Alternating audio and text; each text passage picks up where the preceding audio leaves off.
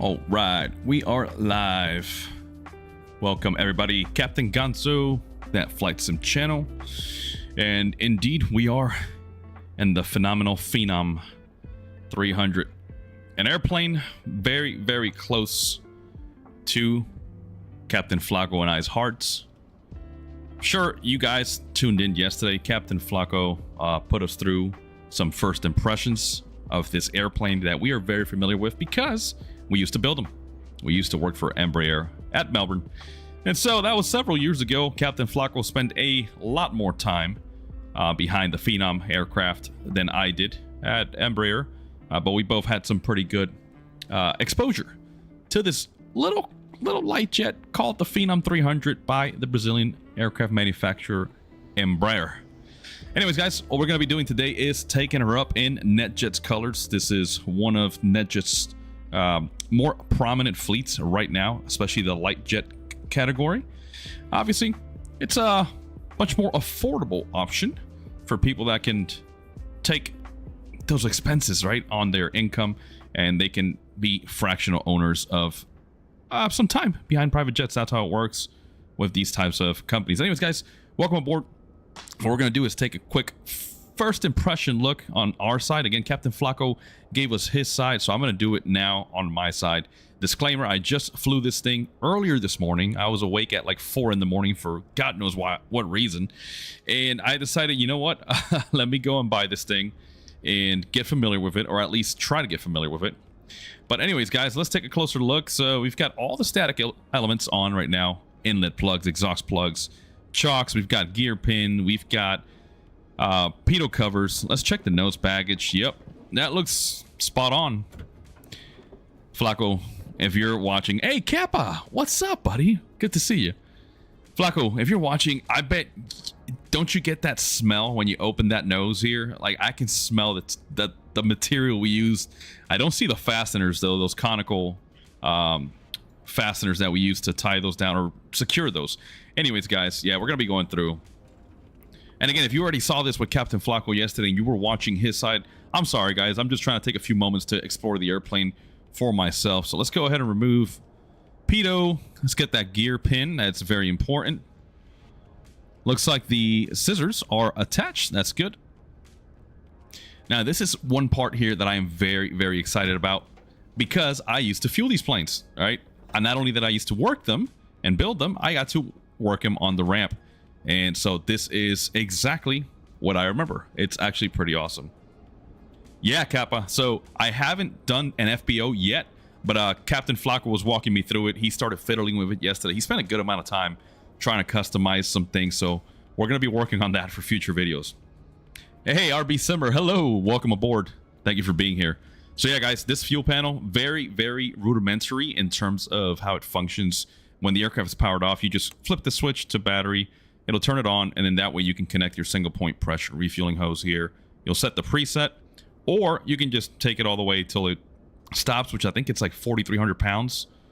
Whatever it is. Anyways, we're not going to spend too much time here. I could get carried away talking. So yeah, guys, once again, if you're just tuning in, Phenom 300 is very near and dear to our hearts here at That Flight Sim channel because we used to build these planes. And my first job at Embraer was back here, guys, aft baggage. I used to sit in here before all these panels went up, and I was putting everything up there. LRUs, the AC system, which sits right here. You've got an evaporator and a heat exchange that sits right there. You've got all kinds of vents. I mean, this is just like being at home. Hey, D3642, what's up? All right, guys, so let's go ahead and just jump on board here. Let's get this party started. It's already 1 o'clock p.m. Eastern Standard Time, so I got to get the ball rolling. Now, here's something that I'm a little concerned with. I noticed earlier today when I flew it, I didn't see the physical passengers getting on the airplane. So I don't know if it'll work today or at this point. I really hope it does, man. Pilot portal settings. Let me make sure this thing is not jacked up. There we go. There we go. ExecJet 460. We are in official NetJet's colors, and that is the call sign You can remember all NetJets aircraft in the United States end with the Quebec Sierra, and they all have the exact same livery. So pretty cool. I can finally use a legit call sign with the proper colors.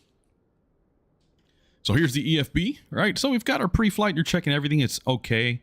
I did have to replace the AC system, and you guys will see why momentarily. It's because, well, when you fire up those engines, you don't want to have the AC running, okay? Don't be like me.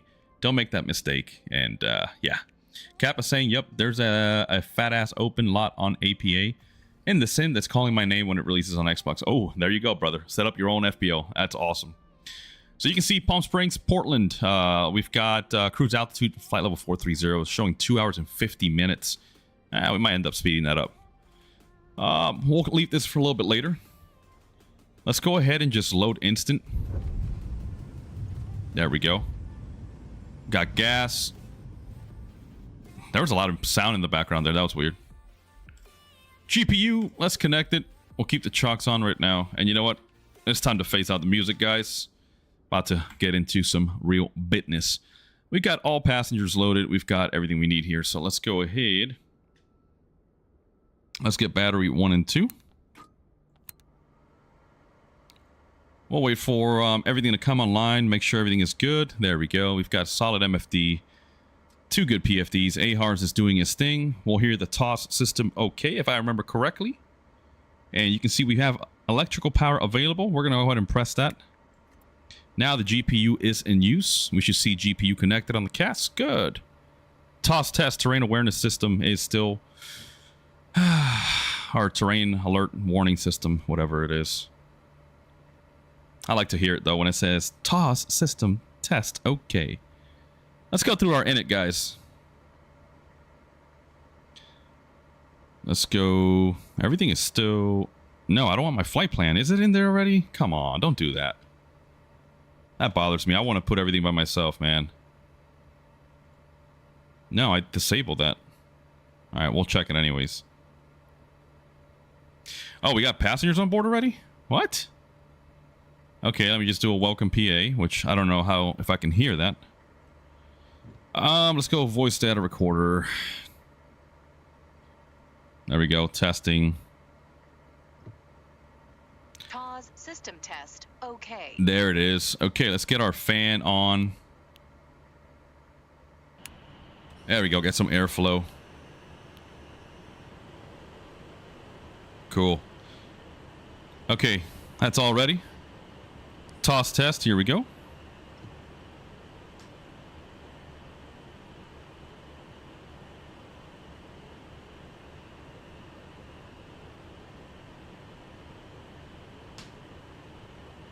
TOS system test, okay.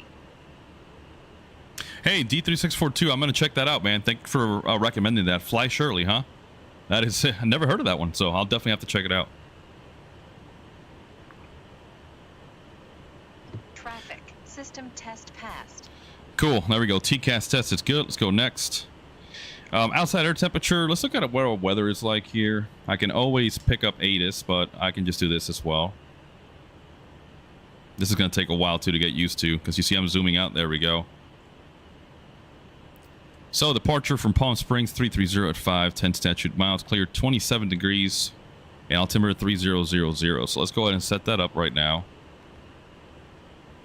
By the way, if you're not familiar and you didn't catch it yesterday on Flako's stream, when you first purchase the aircraft and you load into the sim for the first time, it actually takes you to the EFB and has you select how real you want this airplane to be. I put it maximum realism, state saving, wear and tear, all the crazy stuff, right? Because I want to see how much and how realistic FSReborn got this stuff. We're just going to re-enter. There we go. Sant data. Auto thrust reverse. Gonna be waiting and waiting. Data has been accepted. Let's go back to init. Let's go and check our landing field elevation. So Portland is at 24 feet. Next, aircraft loading. We haven't loaded anything, so let's go back. Let's go to... There's the empty weight. Aircraft loading. Let's look at our loadout right now.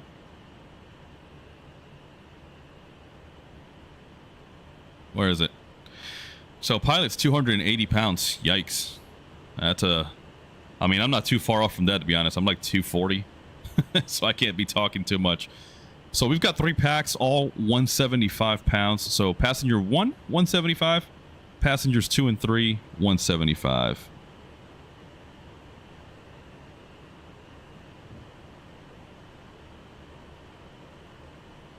And I think I'm actually inputting this incorrectly. It might be passengers 1 and 2 combined. So just keep an eye out for that, boys and girls.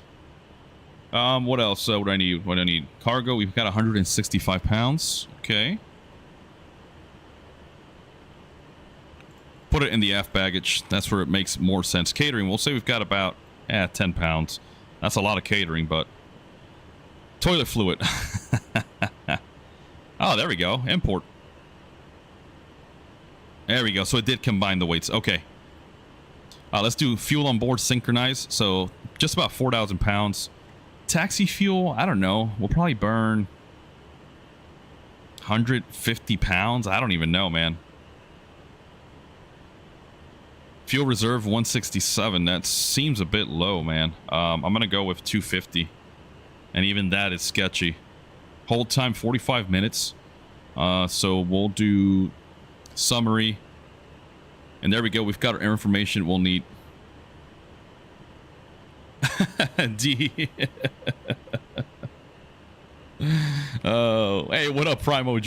Sorry, boys and girls, I'm not paying attention too much to the chat right now because I'm trying to just get this thing set up correctly and so we can get on the road. But I'm tracking down. I see Captain Flako has joined the party. Okay, so while we've got our info there, let me check the flight plan. I hate that it does that automatically. Ah, that pissed. Oh no, this is the wrong flight plan. I knew it. Delete. Yes. I'm a masochist, all right? I like to do things old school. Even though, even in real life, they do have pre-planned flight plans and they just pop and load. But I'm going to do it the good old way. Palm Springs, Yucca 1. So let's go ahead and at the destination, which is KPDX. Let's go to Palm Springs. We're going to go... Whoops. Let's go to procedure. Departure. And we're expecting 3-1 left, Yucca departure. So let's go find that. And PMD. 3-1 left. Yep. We're going to load that. There we go. We've got our departure profile set. Then at en route waypoint, we're going to be joining the Jet 65 airway. So here we go. We're going to press Palmdale, load airway, Jet 65, and we're going to exit EHF. Load airway. Bam. After EHF, we go direct Intel. And I did just respond to a comment on another video that we put out about, somewhere about last year. And somebody was telling me like, hey man, you never explained how an airway puts waypoints that are not even part of your flight plan. And it's like, well, they are there. They're inside the airway. So basic explanation for an airway, a Quebec, a Tango, a Victor, etc. You're going to have en route waypoints there that may not necessarily be word for word on your flight plan or your release. However, if you look right here, we have Jet 65. Whatever is on that airway between PMD and EHF will automatically populate in the airway or into your FMS. So I can get into that another day. But right now, I don't really want to spend too much time explaining that. Shimmer. There we go. Good old Shimmer. And then Machu Picchu. Nah, I'm just kidding. After Machu, we go to the Timbers 4. So we're going to go to Portland. We're going to do... No, let's go back to Proc. Arrival. Timbers. Machu. Transition. I'm expecting 2-8 right. We're going to load that. And then I don't want to load an approach just yet. I want to see what say intentions is going to have us do. So it'll be interesting. Let me check my settings here before I forget. Headset. Nope. Yeti. Good.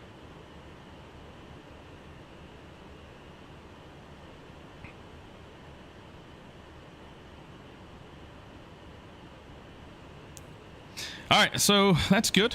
Next. Yep. We verified that. Oh, here we go. We're at the fuel and the weight imbalance and all that. Yeah.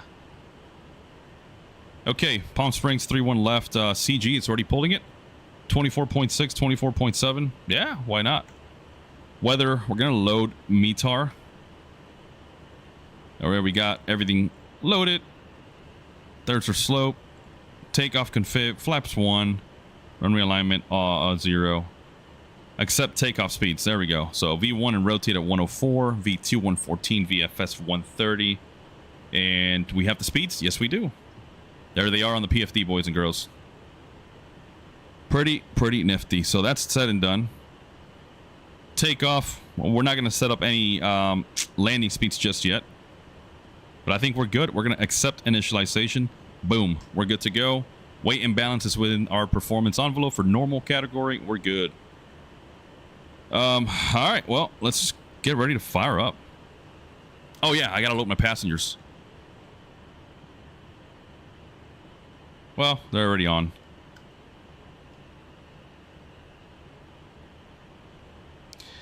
Maintenance, everything looked good. Everything is set. My passengers are not happy. All right, let's go through the checklist. However, that's something that we do need to do. So let's go checklist. So we went through the power up already. I'm not going to worry about this too much. Before start checklist. Oxygen max flow checked and microphone.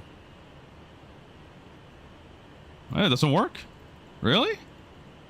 Okay, that sucks. Test panel. Yeah, I guess we're supposed to go through all the tests here and whatnot, but I don't feel like spending time doing that. I know some of you are going to be like, oh no, bro, what are you doing? Get our bleeds on auto anyways while we're here. Just going to do things a little bit out of whack. Smoke detector test, sure. Annunciator test, sure. Test panel off. Fasten seatbelt signs on, yep. Let's get our nav light on. Arm the emergency exit lighting. And internal cabin, we're going to put to passenger control for the interior lighting. Oh, crap. I'm here about to fire up, and I haven't even gotten clearance. Good Lord. 12465. Let's get our weather real quick. Departing runways 31 right, 31 left. Wind 330 at 6. Visibility 10. Sky clear. Yeah, Flako, I know it's there. It's just I don't want to spend time going through the tests. I just want to get this thing started. Density altitude 2,000 feet. Blast fence repair in progress. Exercise caution near the area. Advise on course heading, altitude, and if flight following is requested. Read back all runway and hold short instructions. Advise on initial contact. You have information Victor. We've got Victor. 128.35 now. International Airport. Information Victor. No, you're good, bro. You're good. It's just like I don't want to sit here going through the tests and taking up more time. I'm just trying to get this thing started as quickly as I can. Let's call clearance and let them know we've got information Victor, whoever Victor is, and let's go. Palm Springs clearance, Executive 460 with Victor requesting IFR Portland. Send that to auto.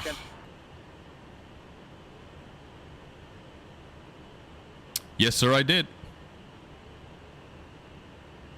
Hey, Truck and Dad. Thank you, sir. Definitely tune in a little bit later so you can laugh at my failures. Southwest 1971, radar contact. The Yucca 1 departure, then is filed. Climb and maintain 4,000. Expect flight level 430, 10 minutes after departure. Horizon, Departure on Air 126.7, radar squawk contact. 4442. Expect runway 31 left. How the hell am I getting two frequencies? Center, Hold on. 2901, flight level 37. What a terrible time to be monitoring two frequencies. Jesus Christ. All right, we're clear to Portland via Yucca 1 departure, then is file climb and maintain 4,000, expect flight level 430, 10 minutes after departure. Departure 1 to 6.7, squawk 4442, expecting 31 left for exec jet 460. Hoo-yah! Exec jet 460, read back correct. I'm actually surprised that I understood that gibberish. Oh my god, I love this.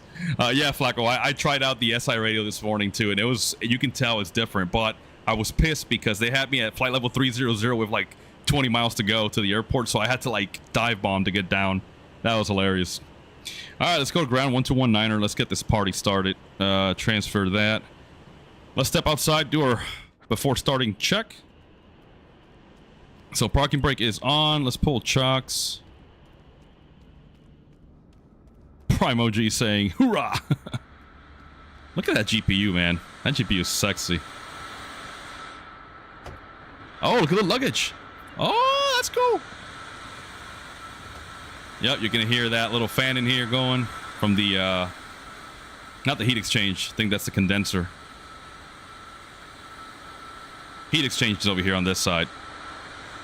There's the fan. Yeah, wow. This is very, very accurate, man. This is exciting. And I got to hear Flako start up the aircraft yesterday. So when I heard those engine sounds, I was like, damn, it sounds like the real thing. All right, enough of my gibberish. Hey, my passengers are there. What up? All right, let's close the door. I think that they're already pissed because it's hot.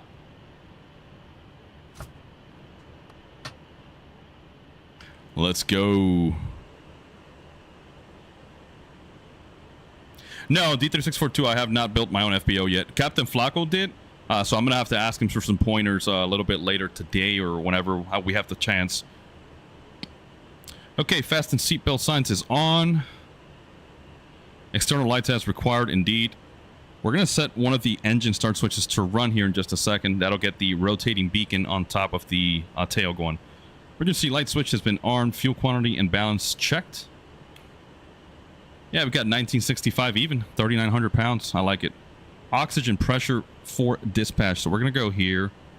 Or is it utilities? No. Systems and status. There we go. Oxygen is charged. That's good. Thrust levers to idle. Checked. Parking brake is set. Indeed. And then engine ignition switches to auto. Okay, they're already in the auto. That's good. Doors are closed. Go to next checklist. This will be the after start checklist, so here we go. Primo G, I have no idea, bro. I don't know if the new update messed around with my multiplayer settings, but it's safe to say it probably did, bro. Sim Update 5 has been... I don't know. I'm not a fan of it, to be honest. Okay, we're going to go ahead and set fuel pumps to auto. Hydraulic SOVs to on or open. That's good. ADS probes on auto. Everything looks good. We're going to go ahead and set ECS to both. We're going to turn off the fan. AC. It is important we do that. Otherwise, you'll blow the compressor. So, here we go. We're going to set engine number 1 to run. Let's go outside. You can see it. There it is. You see the beacon? Yeah, that's a real feature. It's pretty cool. Here we go. Starting engine 1.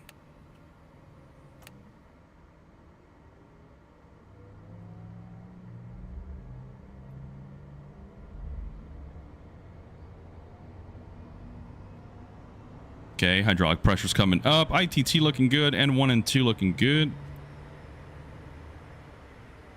Let's get generator 1 on auto. Yeah, whatever, Cass. Okay, good engine. Stabilized. Let's go ahead and start number 2. And I don't have the action camera. FSReborn has like a feature in the EFB where when you press the engine start, it'll automatically go out to the outside and put the engine camera. It's pretty cool, but it would be very loud right now.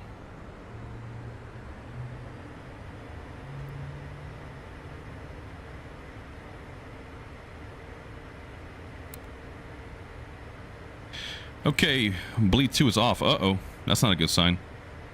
Let's go ahead and disconnect from the GPU. We would make the signal to the ground crew.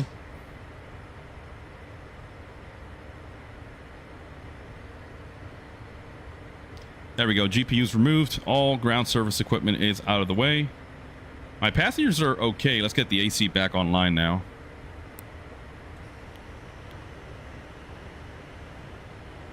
There we go. AC is on. Fan is on medium. Bleed air is off. First, we make sure my bleeds are auto. Okay, cross bleed is auto.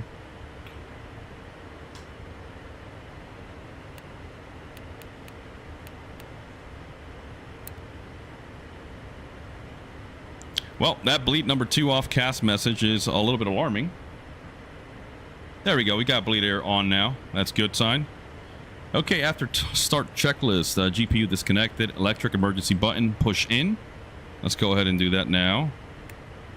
We should see a drop in volts. There it goes. Each battery voltage must be at least 23.5 volts. Yep, we're at 25. Emergency power, push it out. And then close the cover. Back to 28.6. Swaps test, we're going to do that. Actually, I'm not familiar with that one. That's a new one for me. Oh, star warning. That's what it is. Yeah, I guess I can do it just to show it off. I guess I have to hold back on the yoke and press and hold. Stall, stall.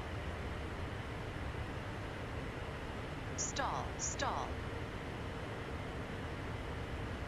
Stall, stall. Huh. Stall, stall. I forgot. Flako, isn't that how we did it at the assembly line? We used to hold back on the yoke, press test, and it would actuate. I can't remember now. Huh. All right, we're going to call that okay. Test panels off. Auto flight control system unit set. 4,000 feet. That's good. Engine takeoff data has been set. Landing field elevation set. Takeoff speeds are set. Yeah. Speed selector knob as required. Transponder set. TCAS is set. Altimeters are set. We're going to cross-check 3000 and backup altimeter or altitude indicator. Trims normal and checked and set backup. Okay, so let's go down here. Flap set for takeoff. Flaps 1. Nope. External lights as required. Eyes protection as required. Okay, now let me go find some values again here real quick because... Nope, not charts. What am I doing?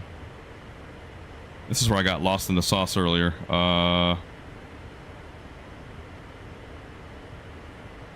No, where is it? Where is it? Okay, our Mac was like 27, so we're going to go 9.6 on the pitch trim elevator. There we go. That's what I was looking for.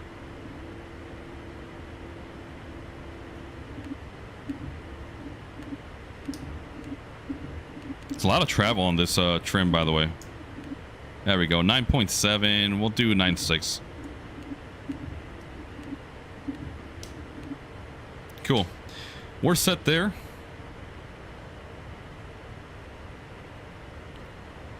That'll be the before takeoff checklist. I think we're good. Famous last words. Get our taxi light on. Let's get our clearance. Palm Springs ground, executive 460 at signature, ready to taxi. Executive 460, say again, please. Ground, execjet 460 at signature, ready to taxi.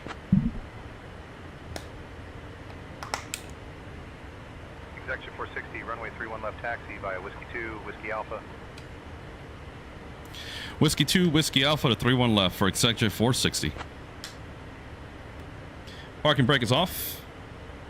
Executive 460, negative. Taxi via Whiskey 2, Whiskey Alpha to runway 31 left. Whiskey 2, Whiskey Alpha to 31 left for executive 460.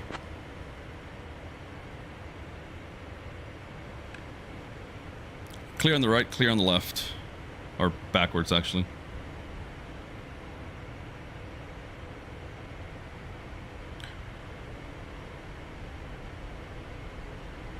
Do a quick flight controls check.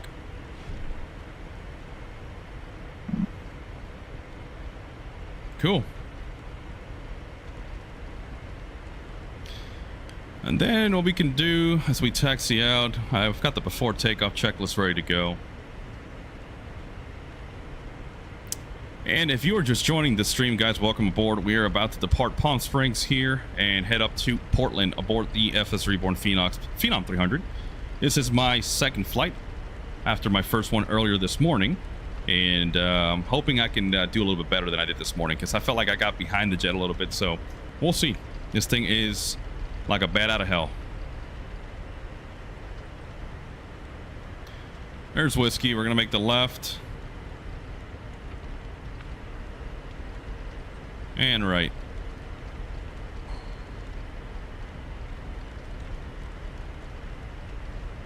Sweet. Everything's looking good, feeling good, sounding good. So did a flight controls check. Aircraft felt good.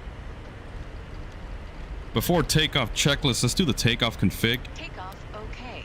There we go. Takeoff is okay. So she's happy, I'm happy, you're happy, your mom's happy. Cast message is checked. All we've got is the bleed 2 off message, which I'm sure I messed something up. Let me go to... Nope. ECS wants to be on both. Bleed 2 for some reason is not... What if I turn off the crossfeed? Nope, it wants it on auto. Funny enough, I used to install that too, the cross bleed. Diamond Jet 6 Hotel Romeo, runway 31 right taxi via Echo Delta. Runway 31 right taxi via Echo Delta Diamond Jet 6 Hotel Romeo. Seatbelt signs are on. Yacht damper is off. We don't have it on the flight mode annunciator. Auto throttle, if check disarm applicable. Shortly before takeoff, transponder set 4442. We're on auto, so the aircraft or the TCAS will automatically switch. TCAS is set. Passengers advise lights as required. Before takeoff, checklist complete. Here's Alpha. We're gonna go to 31 left. Executive 460, contact tower on 119.7. Have a good morning. Over to tower 119.7 for Executive 460. Bye bye.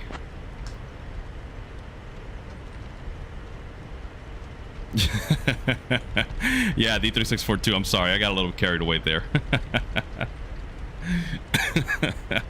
All right, folks, we're gonna hold short here. I'm gonna pull up my SID.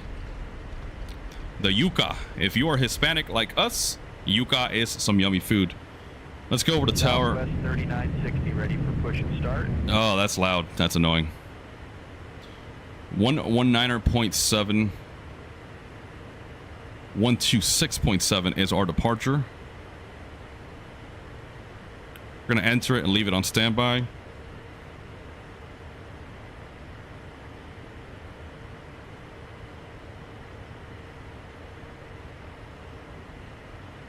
Okay, here we go. Let's zoom in real quick. So we're going to be departing runway 31 left. You can see your information here. Transition altitude 18,000. RNAV 1 GPS radar is required. There's the name.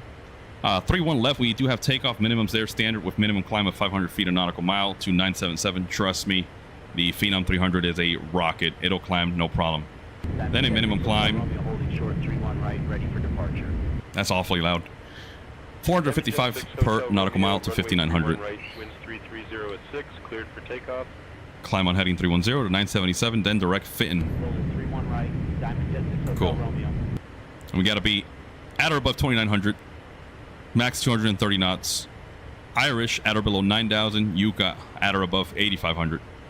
And it's because look at all the terrain we got here, right? We've got mountainous terrain. You can see the topography changes, so we got to be aware of that. Let me just look at my map real quick. Yep, there's Phenom, Irish. And if we go to flight plan, we can see our altitude constraints as applicable as well as speed. So 977 on heading 310. You guys ready to boogie? I may not be, so. Oh well. Palm Springs Tower, Executive 460, holding short 31 left at Alpha, ready for departure.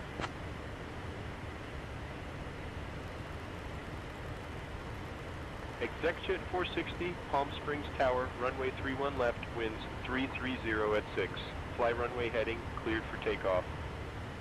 Fly runway heading cleared for takeoff, 31 left, Executive 460. Landing lights are on, strobes are on.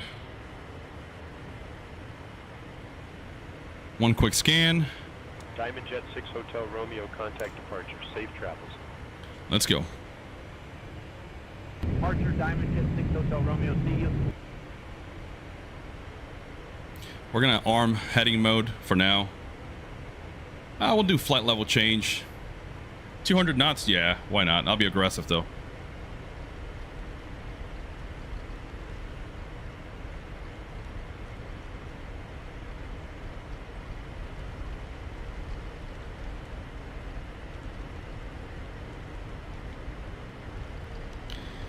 All right, let's get this show on the road, boys and girls.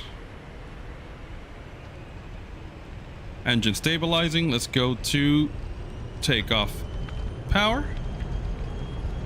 Airspeed's alive. Good thrust.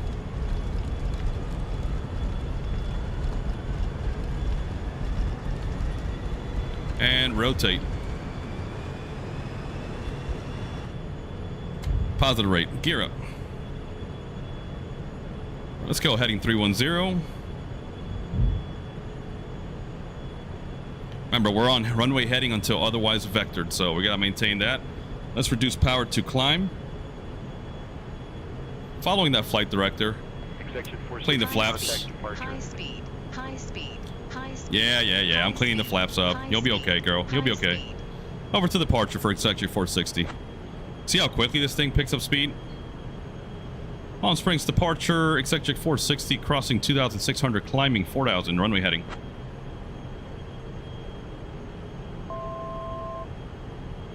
Executive 460, SoCal departure, radar contact, climb and maintain 4,000, maintain present heading, vectors to Phenom, then on course. Climb and maintain 4,000, maintain present heading, vectors to Phenom, then on course for executive 460. Well, we just busted through 4,000. Let's bring back that power. Let's bring the nose down. Still hand flying, guys. I want to get a feel for the airplane, so I don't want to just go autopilot. American 2466, contact Albuquerque Center on 125.25. We'll blame it on altimeter setting. 25.25 for American 2466. Just keep the speed below 230. There we go. 4,000. We're hand flying this puppy, heading 310. Heading right towards the mountains. No problem. Right? Nothing to it, boys and girls. Yeah, there we go. We're hand flying the Phenom. Yeah.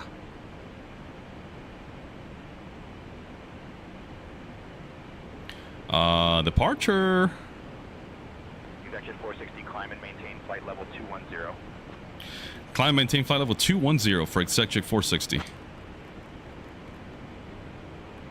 All right, here we go. Let's keep that heading. Get back on climb power. Wonder how my passengers are doing back there. I pitched that nose down hard.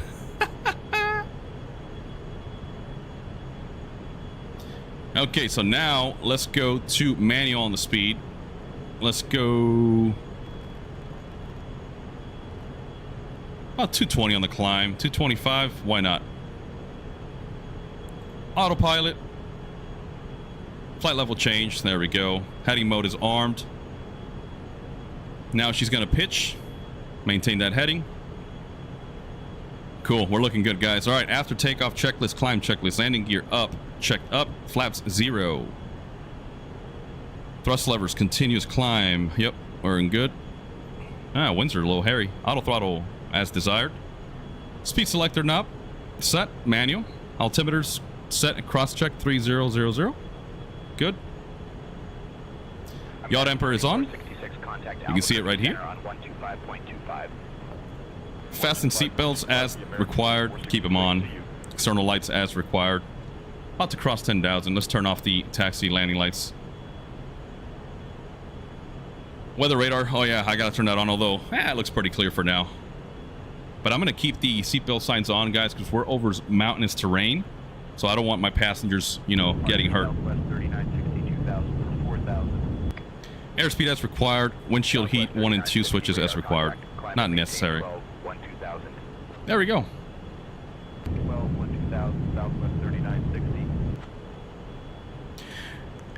Hey, D3642. Yeah, the scenery here in Palm Springs is beautiful. 460, climb and maintain flight level 310. Climb and maintain flight level 310 for ExecJet 460. There we go. Using the honeycomb autopilot functions. Nelson 287 mini rocket. Yeah, you're damn right, man. You saw how quickly that thing climbed. And we've got good amount of fuel. We had 3,900 pounds. I think this thing tops off at 4,300. Hey, John Brown, yeah, give me a second, brother. I'm gonna switch outside. I'm just focused on climbing over this mountainous terrain, and then I'll show you guys the outside, okay? Just give me a few minutes, bro. Just want to monitor, make sure my after takeoff checklist is complete. Aircraft is configured. We're still waiting for vectors. All right, let's do it. Look at that bad boy, bro. Exec 460, direct Yucca, then as filed, please. Unable. Can we go direct Logan for Executive 460?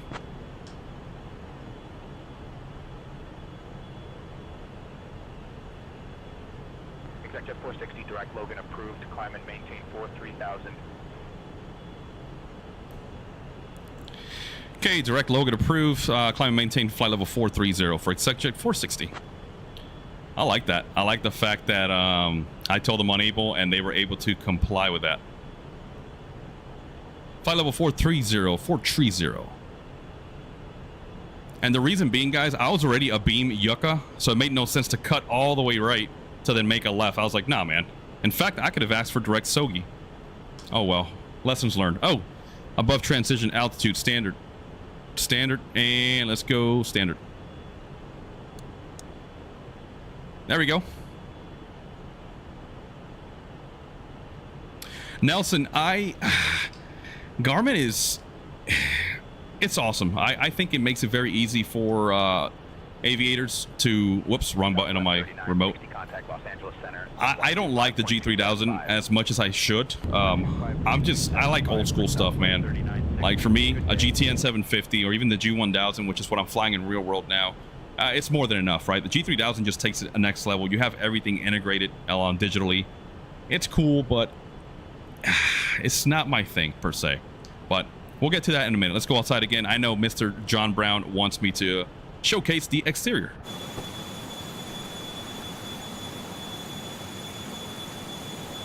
Guys, if you're not familiar, the Phenom 300 has been the #1 selling light jet for like 13 years in a row.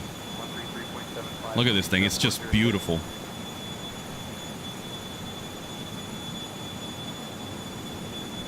Yeah, Nelson, I learned to fly on steam gauges, man. So for me, having a six-pack is more than enough, you know, and I love tuning in VORs using the OBS knob. But hey, glass is the way of the future, so I guess we have to adapt or stay behind. Let's go through the preset views.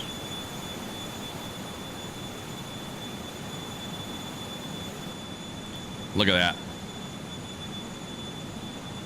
I love how they modeled the strobe light, which is like your anti-collision light. Southwest 3335, flight level 200. Southwest 3335, radar contact. What a beautiful plane, man.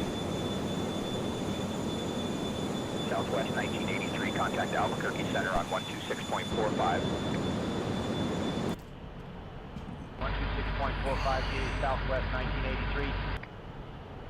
Okay, passengers are happy so far. That's a good sign. Temperature's looking good. Southwest 3852, contact Oakland Center on 125.75. 12 o'clock.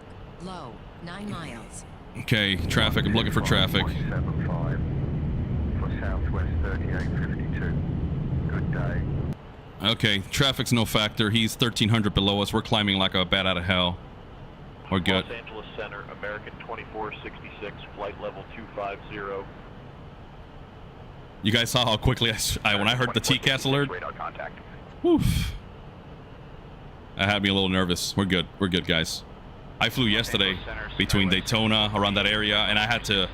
There was like 15 airplanes all over the area, man. It was messy. 448, radar contact.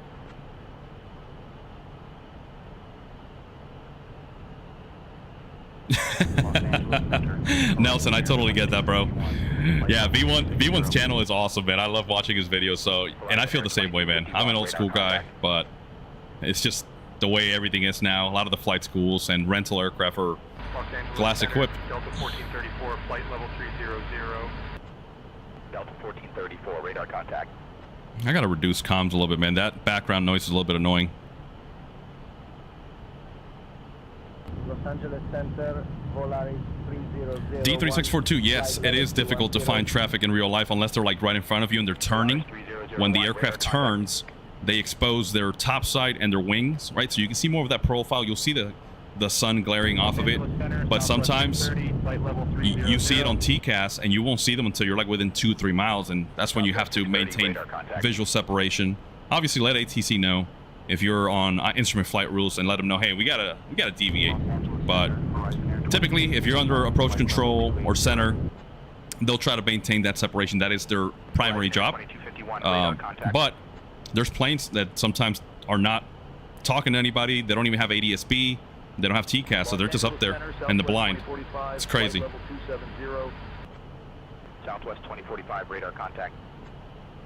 Damn, this radio's busy. We're looking good though. Look at the ground speed. Oh, but we're gonna be fighting a headwind. Of course we are. Yeah, you see that, guys? So we've got true airspeed of 349 knots, ground speed 316. Delta 8, flight level 350. Look at the wind from the north, no, southwest at 54 knots. And it's only going to get worse as we climb higher. Did we serve coffee? No. There we go.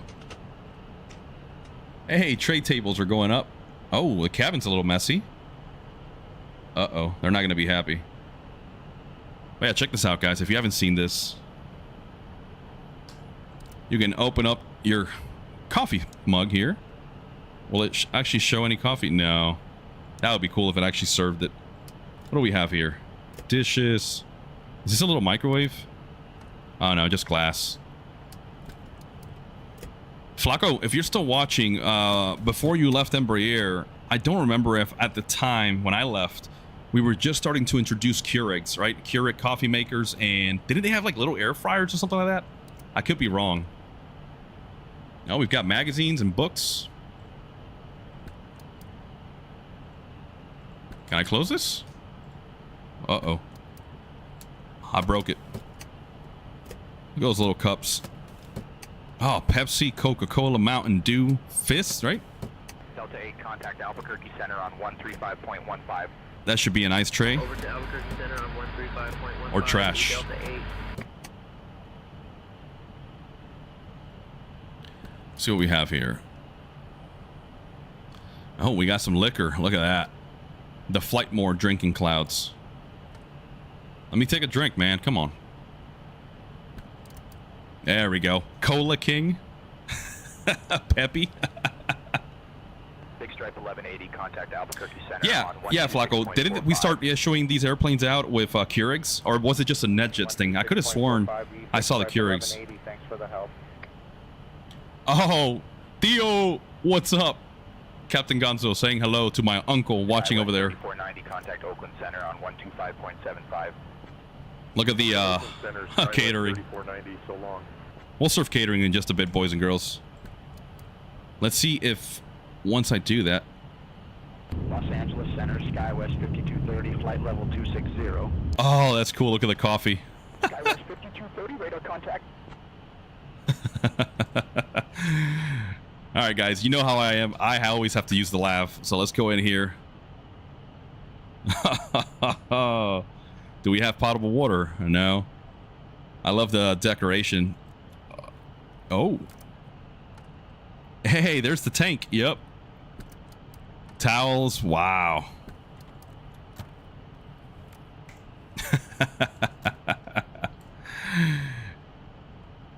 Oh, this is advertising right there. They know some people are going to check out the lab. They knew I was going to check it out. A new level of immersive experience, guys. I mean, you guys are already seeing, man. This plane is not just another add-on. It comes with its own ecosystem. Flako and I have been talking since yesterday. He purchased it first. He was able to test it out yesterday during the live stream. And we were talking, and it's like, dude, the amount of details that they include for the price of $40 US, this is going to be revolutionary for third-party developers. All right, moment of truth. SkyWest 4957, descend and maintain flight level 260, cleared for the Brusser 1 arrival into Phoenix. Flako, I am happy, bro. The lav works. Cleared for the Brusser 1 arrival into Phoenix, SkyWest. I like the warning. 57. Don't stand on the toilet. I love this. Let's close the shade, man. I want some privacy. 2414, descend and maintain flight level 230, cleared for the Hydra 1 arrival into Phoenix. What up, Rebecca? Out of current altitude Luke for and Mary. flight level Rebecca, 230. Luke, and Mary. That's what we'll call them. Cleared for the Hyder 1 arrival into Phoenix American 2414. All right, we're about to hit cruising altitude. Let's turn off the passenger seatbelt signs. We'll keep the no smoking. Contact Albuquerque Center on 135.15. Inbound from Soggy to Apples, or Aples. 3490. Yeah, Nelson, I checked out the soda names. Cola King, Peppy. United 2445, contact SoCal approach on 125.5. Let's reduce that pitch a little bit. We're getting a little slow here. There we go. SoCal approach, United 2445, so long.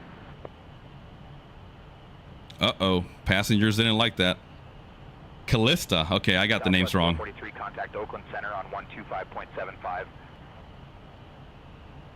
125.75. That's interesting. Southwest AC is 143. off. Good day. See, I might have messed up the AC once again. Horizon Air 2251, contact Oakland Center on 119.75. Hey, D3642. Yeah, man, I saw that. I actually just updated it this morning. I haven't put it to use yet, though. 2251, good day. Yeah, why is my AC off? That's weird. Center, Delta 1198, flight level 350. Any Phenom operators out there watch? Delta 1198, radar contact. Let me know, by the way. Why is my AC off? Oh, they're not. Contact Albuquerque Center on 135.15. They're not happy because the cabin is 33% messy.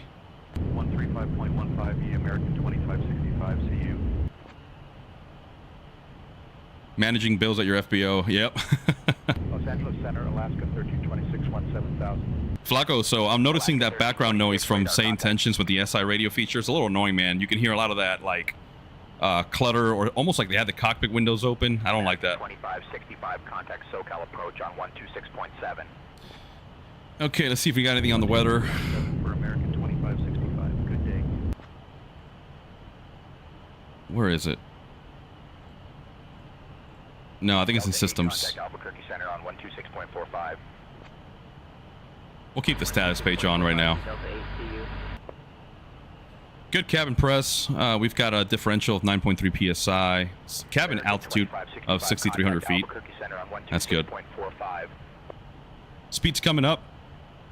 Look at our ground speed right now. American 2565. And then we're going to choose, let's go to FMS. That's a bit low. SkyWest 3489, descend and maintain flight level 190, cleared for the Alta 9er arrival into Fresno. Go Mach 77. Descending to flight level 190. Cleared for the Alta 9er arrival into Fresno, SkyWest 3489. Oh, Cap, are you serious, dude? July or August? Damn. That's a long wait, man. 43, contact Albuquerque Center on 135.15. Over to Albuquerque Center, Southwest 443. So long. I'll let the speed build up, and then we'll set engine power to max cruise. Los Angeles Center, SkyWest 3283, flight level 300. We're heading inbound to Palmdale. That is the next waypoint.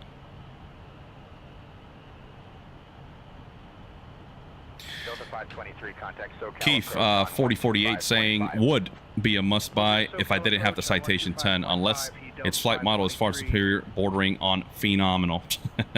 I'll probably sadly pass for now.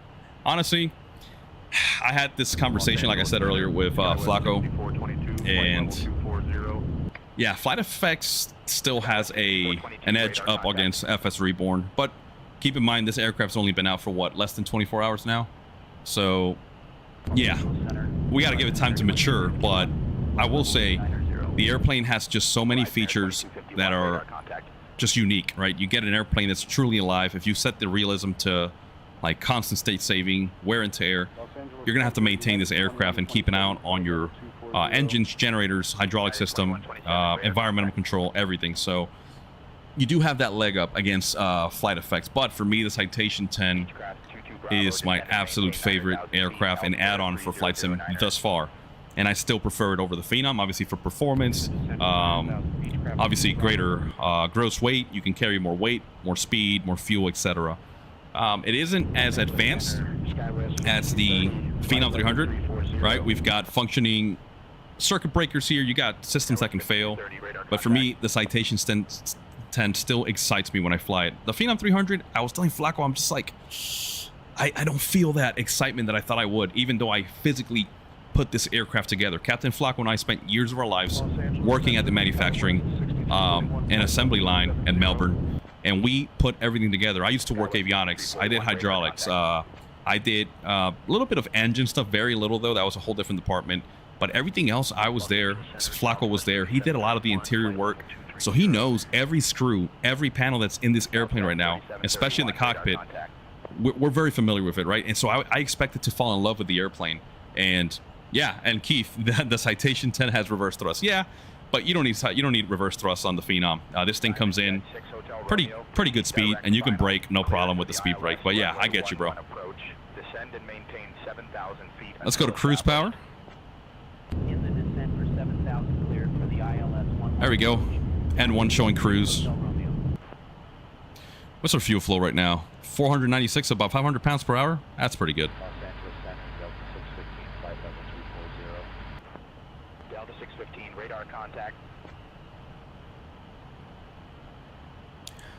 Yeah, 3642, maybe it isn't. I'm not familiar. I've never flown this thing. I never did any taxis on them, of course. I wasn't certified to do that. So I don't know. I can't talk to the realism of that. The Citation 10 does feel more like what you expect from an aircraft that size. So I get you, man. Southwest 3335, contact Albuquerque Center on 125.25. Okay, so from Palmdale, we're going to join the Jet 65. Southwest 3335. Dude, that background noise is pissing me off. Hold on. Let's go to COM 1. I'm going to reduce that. That's annoying as hell, man.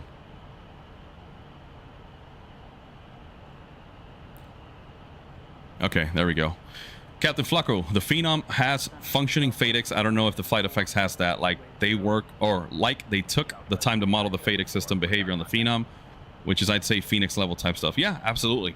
That is 100% correct. Yeah, the Citation 10 does also feature FADEC, but I don't know how in-depth it goes. But yeah. And Flako saying, and I'm speaking out of it, I was involved in the progress of this aircraft a couple of years ago. Yeah, that's literally what I was just saying. It's like we saw this airplane start from when it was just a metal fuselage. Just, that's it. No wing, no tail, no engines, not even any landing gear. It's just literally a fuselage sitting on jack stands or whatever we used to transport it, or like some robots. Right, Flako? There was like these cradles that we used to use. And we got to build it as it evolved, and then I ended up working with the Tiger team. The Tiger team was literally everywhere on the jet. Sometimes a customer will call last minute and they're like, hey guys, I actually want to add an additional VHF radio, a third radio, or hey guys, I want an additional TCAS, or I want this. Well, we'd have to go in the back and tear everything apart that was already installed and then reconfigure it to the customer's requests. And so it was awesome because it really put me at the forefront of every system that the aircraft had. Me and Flako got to do initial power-ons for the very first time on the aircraft. So let me give you a quick lesson here. We're going to start at the back.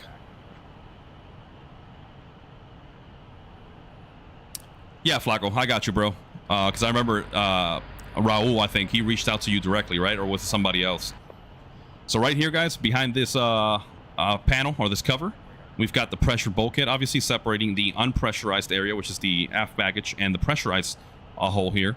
And so right here, you've got your avionics rack, you've got all your power distribution units, all kinds of software and hardware running through here.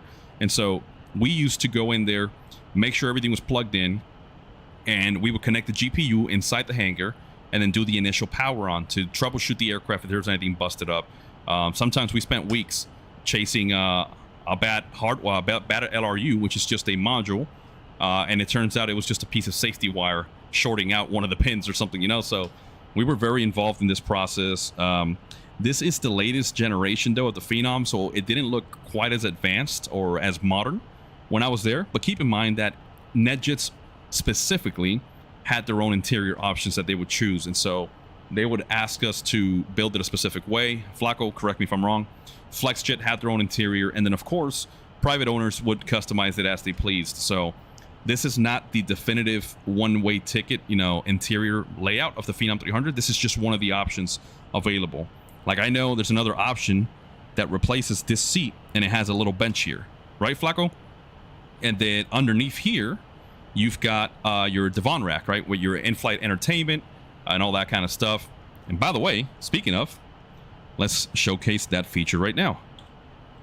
Right here, tucked away underneath the shoulder rest for the passenger, they've got the little built-in controller. So you as the passenger, you can determine what you want, your temperature. See, right now we're at 66 degrees. Let's make it, I don't know, set to 73. Sorry, I was reading the lower end of the scale there.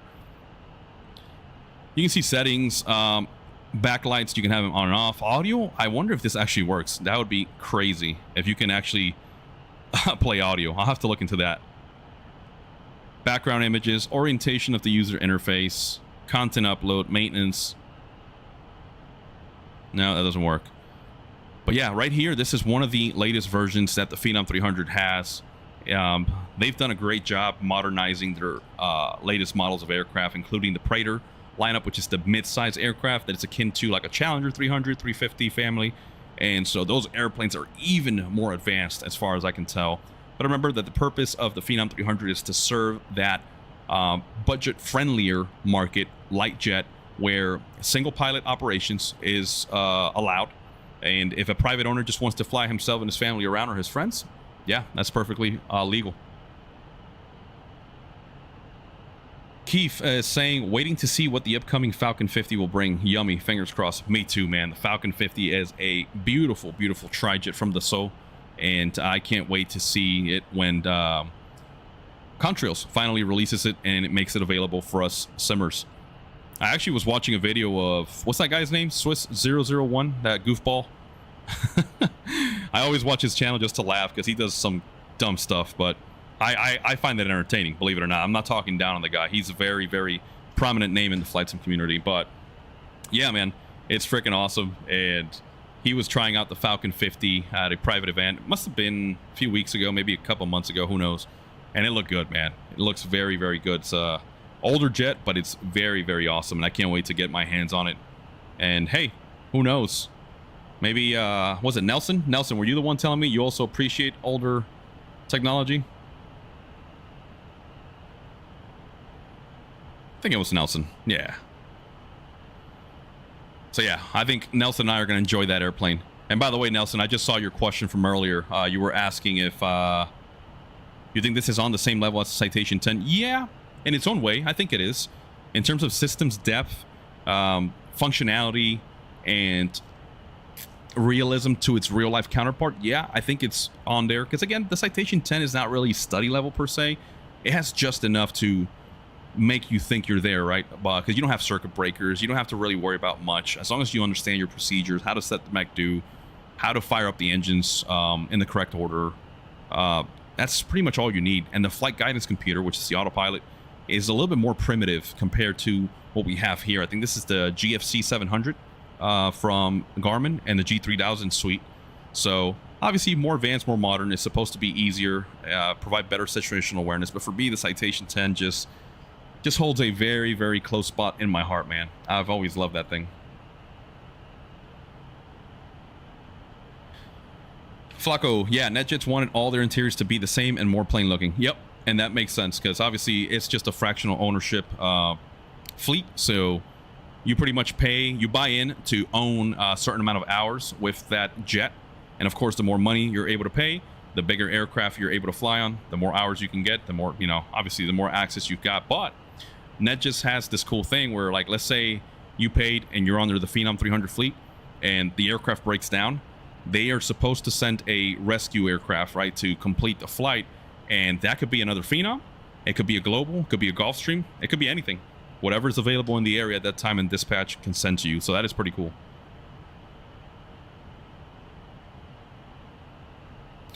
D3642, what does the video icon do? I'm not sure, man. I'm gonna have to read the manual to see what feature that has and what it provides for us in the sim.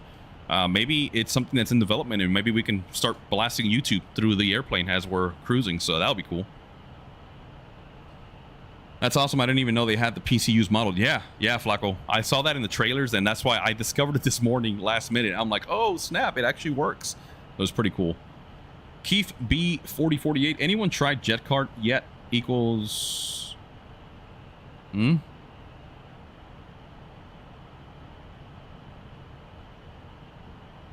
Oh, you're asking about the career mode?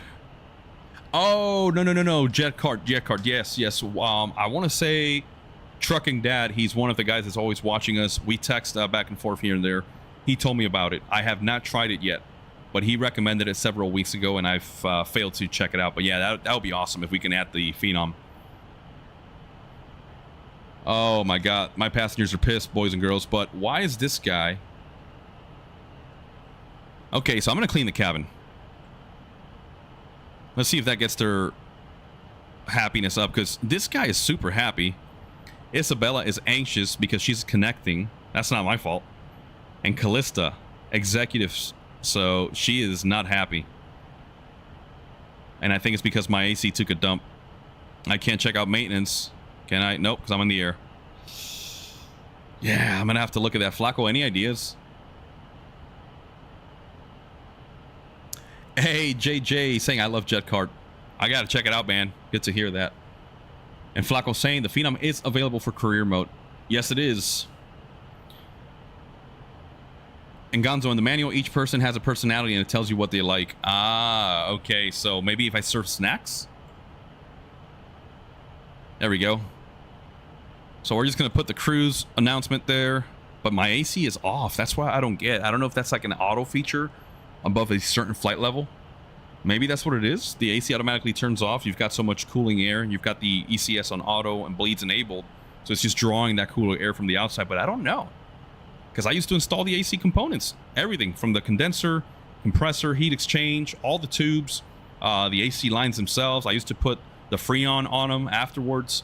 So I don't remember that being something on the AC system, dude. But I'll have to read the manual and figure out what each passenger likes, because Malcolm is having a blast, dude.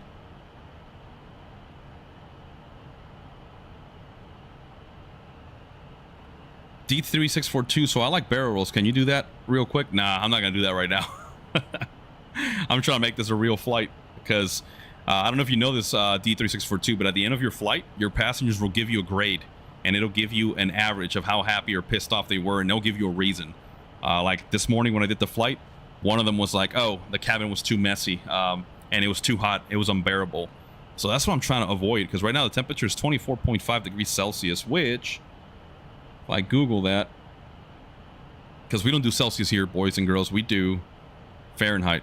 It's 76 degrees. Ah, that is a little hot. Okay. And yeah, Flako, let me check the air conditioning and ECS panel. No. It's on auto. Let's bring the temperature down. Let's set the fan too high. And you see the big wheel is for cabin, small wheel for cockpit.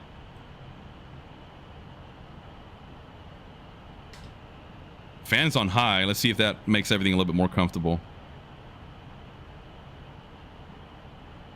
There we go. Slowly coming down. We'll monitor their percentage. Yeah, there we go. Average is coming up. Let's see the snacks. You guys want to check it out? Mine were being pissy too, and once I landed, they were happy. That's cool. Hey, check it out, guys. We've got catering on board, served. Is that Callista? Or no? No, I think Callista's up there. She's by herself. Homie over here, Malcolm, he's just having a time of his life. What do we have? Looks like salmon? Salmon and some vegetables. What do we have here? Salad? Peppy. But look at the level of detail, guys. They even show you the nutrition labels here. Carbonated, 100% water, or whatever the heck that is. I don't know. Hey, Theo.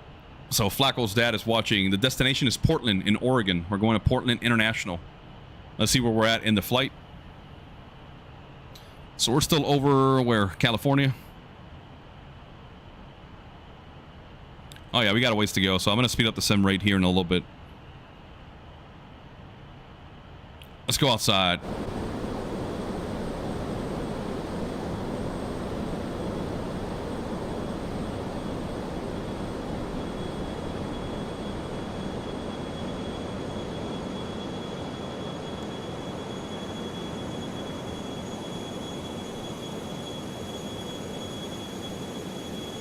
Hold on, guys. I haven't heard from ATC in a while.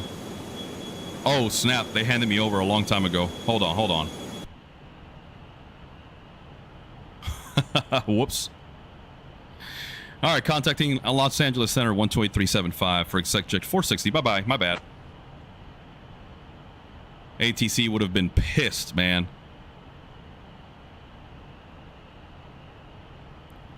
Los Angeles Center, exec 460, flight level 430. Section 460, Los Angeles Center, good afternoon. Okay, he's cool. He's not mad. I should have my co-pilot handle comms from now on, but I don't even have it enabled, and I don't want to go through the hassle figuring it might crash the sim or something. All right, let's go back outside.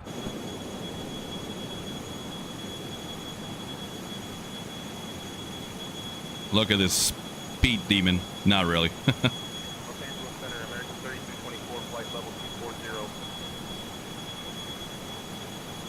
American 3224, radar contact.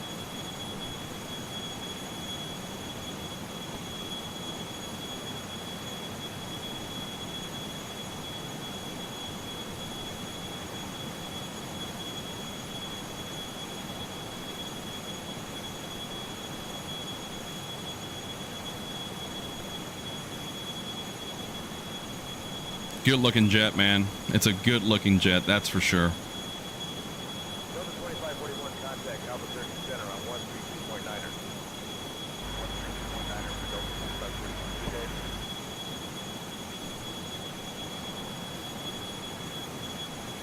Southwest 2742, contact Oakland Center on 125.75. 125.75 on Southwest 2742, good day. Let's go a little bit of a trail camera.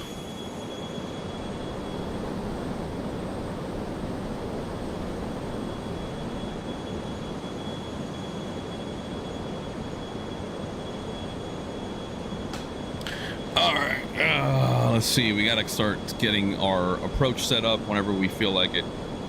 We're still about 65 minutes from our top of descent, so just over an hour. There's no way in hell I'm going to fly this real time the whole time. We'd be up here for a while. I know we were expecting 28 left into Portland, if I'm not mistaken. So, might do the ILS. Oh yeah, D3642 at nighttime, it is beautiful. Maybe once I land, I'll change the time of day, just because if I change the time of day right now, the weather will be affected because I've got real weather enabled. And so it could mess up my cruise a little bit. I don't want to piss off my passengers anymore, so but we'll check it out once we touch down. It looks great. The panel lighting is spectacular, so I think you guys will like it.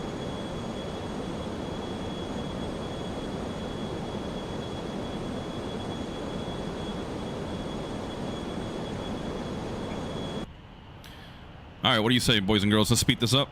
1, 2, 3. Skywest 5248, descend and maintain 1,000 feet. Cleared for the Risty 1 arrival into San Francisco. Executive 460, contact Oakland Center on 132.8. Over to Oakland, 132.8 for Executive 460. Bye-bye.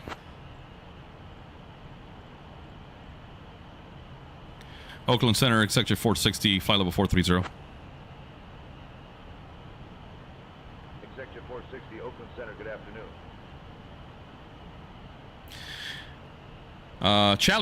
Charlie TO01, Raul just announced new update, VRAM improvements, cockpit 3D buttons. Oh, hell yeah. Blue Games had a bird strike flying this plane departing Tampa on his live stream last night. It was wild. He had to do an emergency landing with a smashed windshield. Yeah, man, that is awesome. I did see that that feature is part of the sim or the aircraft. So that is, again, just mind-blowing that this developer is able to break that wall within Flight Simulator, right? That's stuff that we might expect in X-Plane, not in Flight Sim. So it's mind-blowing the fact that they were able to program those features. Hey, they're happy. Southwest 2206, radar contact. Let me close the lav because I think my last flight this morning, I heard them use the lav. It was pretty cool. I was flying up there and I heard the lav being flushed and I'm like, what the hell?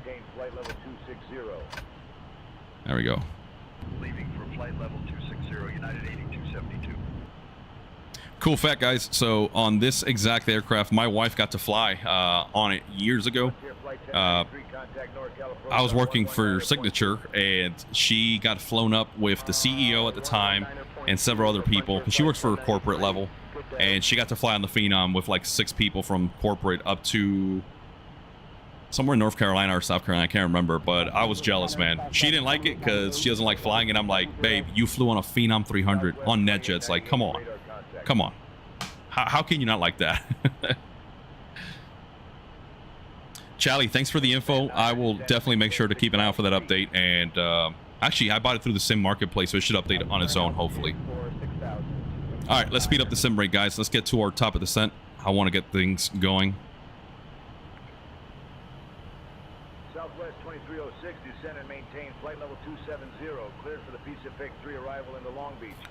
1, 2, 3. Flight level 270.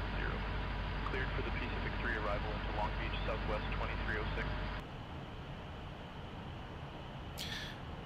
Well, I think we're about to fly over Fresno, right? That's KFAT. Center, United 1658, flight level 350. United 1658, radar contact. Okay, we're gonna slow it down here. 1, 2, 3 as we get close to that turn. Radar contact. I just want to let the autopilot do its turns, normal sim rate. Southwest 556, contact Los Angeles Center on 119.05. There's Fresno. 119.05 for Southwest 556. Good day.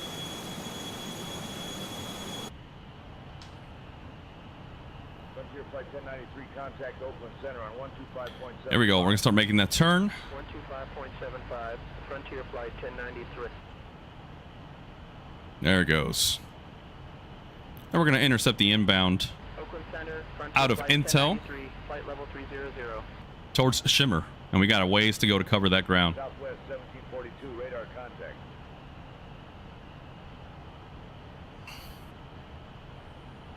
Los Angeles Center, United 1790. Let's do a general announcement. Flight level 300. I wonder if we can hear it. Radar contact.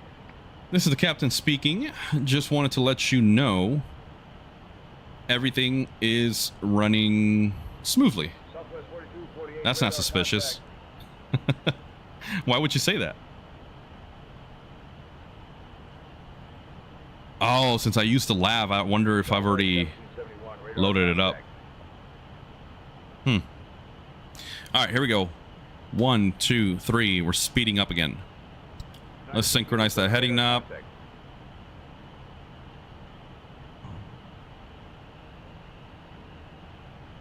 United 2115, contact Oakland Center on 134.15.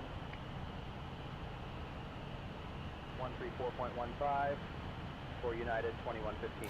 I know Machu's our transition into the arrival. I think it's Timbers 4 to Portland. We'll try to pick up ATIS as we get closer.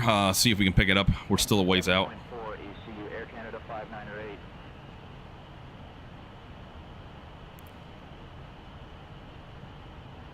All systems good. Everything's looking good. Citation 418.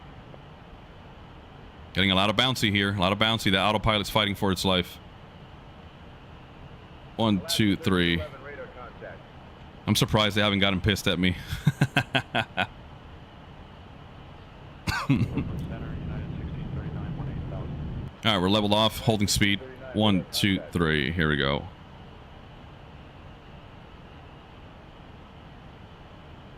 SkyWest 3768, contact Los Angeles Center on 135.5. 135.5 for Skywest 3768.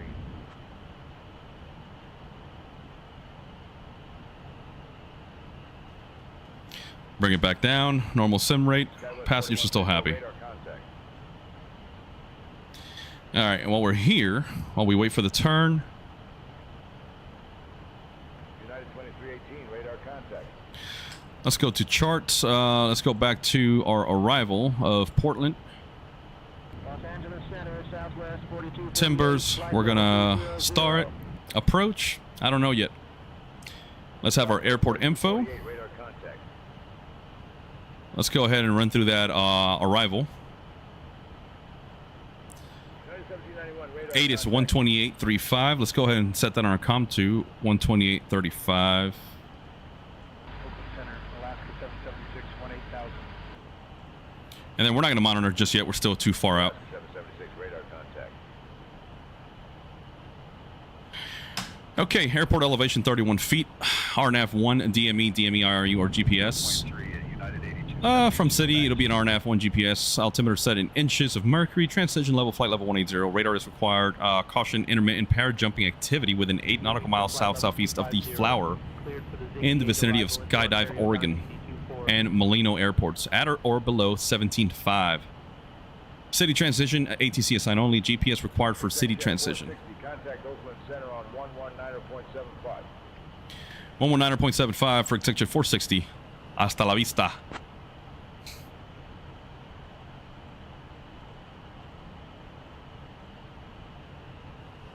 Oakland Center, executive 460, flight level 430. Executive 460, Oakland Center, good afternoon. Okay, Timbers 4, RNAV arrival. There's the name, Timbers, that Timbers 4 for runways 10 left and right, 21 and 28 left and right. So we are on the correct. Speed restriction, jet aircraft descend via Mach number until 280. If unable, advise ATC. Oh boy, that's a lot of notes. Machu, be inbound Hubbocks, Eyeball, Aaron, Moxie. Looks like we've got a holding pattern there depicted. And that's a standard right turn. Cool. That'll be a direct entry. That's great. Flight level 240 or above. Continue to portal at 270, at or below 24,000, at or above 16,000. Timbers, 270 knots, at or above 12,000. Vance. And you see this right here, not to scale, so this does not represent the actual distance between these two waypoints. It's just, that's how they condense it into the plate. And then, since we're expecting to land to the west, we can probably expect this routing: Flower, Windmere, Wheat, and then Colch. And then if we haven't gotten radar vectors, we'll depart on that outbound course 103 degrees. That is a flyover waypoint as indicated by the circle. So we have to cross over it, as opposed to these right here where you can anticipate the turn and turn before you cross Wheat. It's a flyby. These are a flyover. So we'll have to cross over Colch, continue outbound, and at this point we can expect vectors for the RLS, the RNAV, whatever they want to set us up. So I know what to expect. There's the airport, and we should be A-okay. SkyWest 3768, contact Oakland Center on 125.75. Hey, Charlie, yes. Flako actually sent me a screenshot showing that Flight Effects was working on the Challenger 350. I am so ready for that, man. If they do the same job that they did with the Honda Jet and the Citation 10, it's going to be a killer. I can't wait to see that, man. The sim has needed some good business jets, and I'm glad to see Flight Effects, FSReborn, and now with, what's the other one? Skyward? Skyward is about to release, hopefully, the Sovereign, the C680.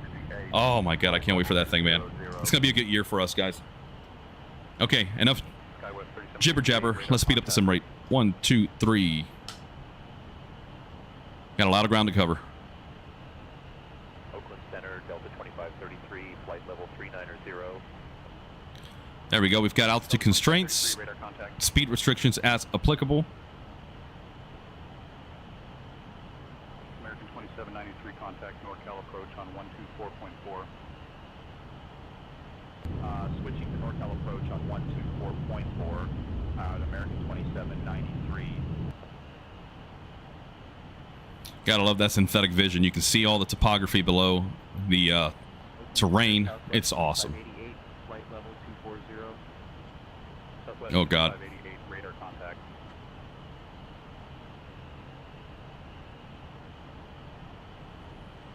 SkyWest 4134, contact Oakland Center on 1. We still got plenty of gas, guys. 2,500 pounds. Looking good. 127.905 for SkyWest 4134.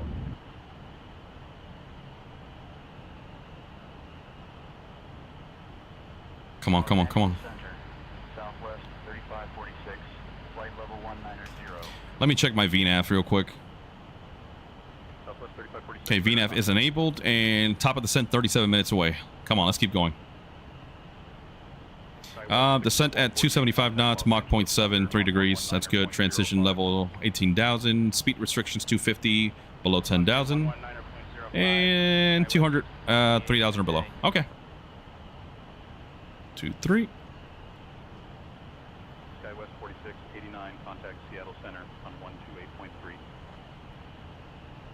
Switching to Seattle Center on 128.3, SkyWest 4689.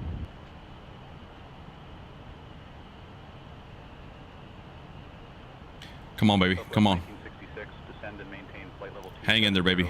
Come on. To arrival into Lindbergh. Yeah, we're doing the little roller coaster ride for our passengers. Arrival into Lindbergh, Southwest 1966.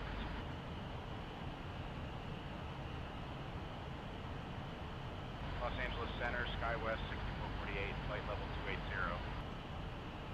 1, 2, 3. Hold on. We got traffic. Oh, no. They're 8,500 feet below us and 3,800 feet. We're cruising up here like kings above everybody else. All right. Speed it up. 1, 2, 3. Flight level 260, cleared for the Windy 2 arrival into Oakland. The descent for flight level 260. Cleared for the Windy 2 arrival into Oakland, Southwest 855.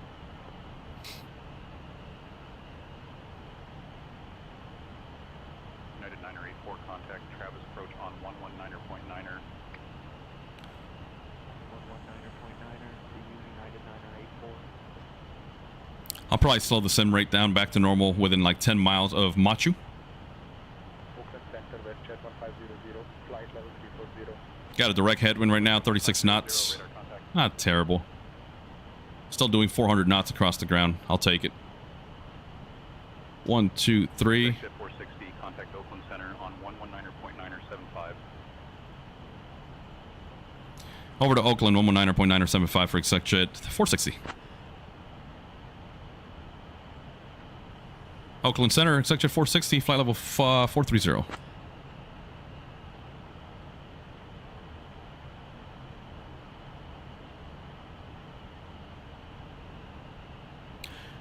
AJ, okay, so Blue was having issues too. Interesting.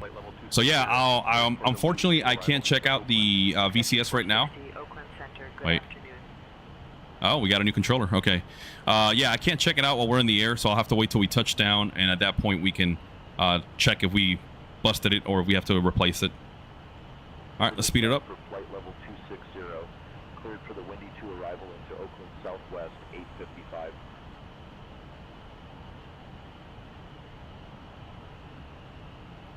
Oakland Center, Alaska 695, flight level 390. Alaska 695, radar contact. Hang in there, boys and girls. 1423, contact Los Angeles Center on 135.5. Over to Los Angeles Center on 135.5 and Delta 1423.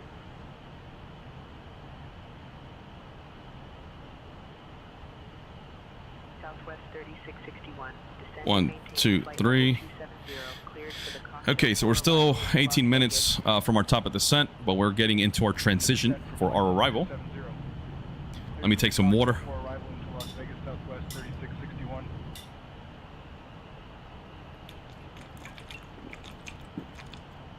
Exec jet 460, contact Seattle Center on 134.9er. Over to Seattle, 134.9er for exec jet 460. So long.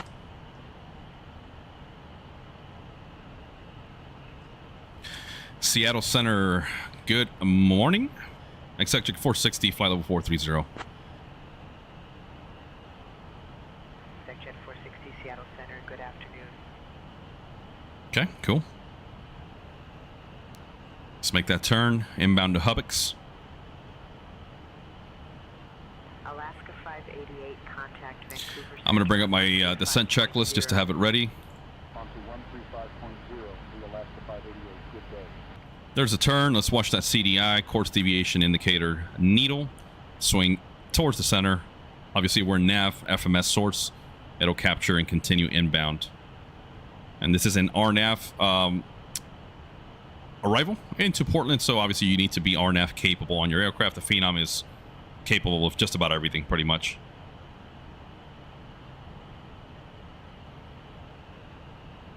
17 minutes now till top of descent. We're going to arm VNAV. You can see V altitude is set on the PFD FMA, for flight mode annunciator. I don't even know if that's what Garmin calls it, but whatever. And the reason being is because I want to be able to descend and make sure that we hit all the altitude constraints as applicable to this arrival. I don't want ATC to yell at me. Or do I? I actually may want that. By the way, one cool feature that I noticed here with the GFC 700, I think this is a GFC 700. I'm not sure if that's what they still call it with the G3000. Anyways, I pressed heading sync just once and it automatically syncs every time you turn. I like that. I don't have that on the G1000 in real life. I have to do it every time. 1, 2, 3. Oh, somebody used the laugh. Yeah, look. Who's that other seat? Is that Callista? Is she moving? No, but I heard it.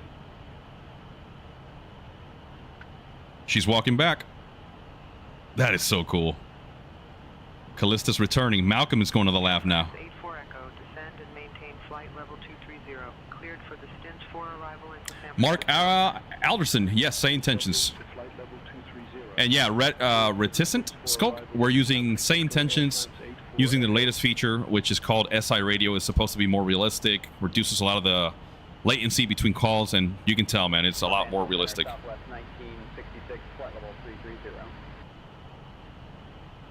And we're going to put it to the test here momentarily.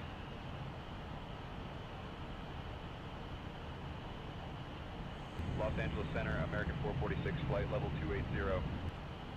American 446, radar contact.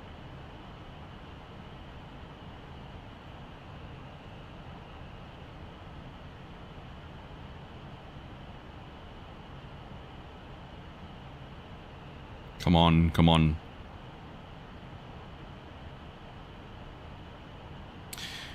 Yeah, Reticent Skulk. So it's available to premium. I think only partners right now. Both Captain Flako and I here have paid for the partnership and all that. You have to, I think, get approved by them. But yeah, we love exploring new features that they unveil. It's still in its alpha stage, so very early. So it's only going to get better. And Say Intentions is our go-to software for all flights just because it feels very authentic to real-world ATC. And I find it to be a little bit more versatile than Beyond ATC. That's just my opinion, though. Nothing statistical, nothing definitive. It's just what I prefer, honestly.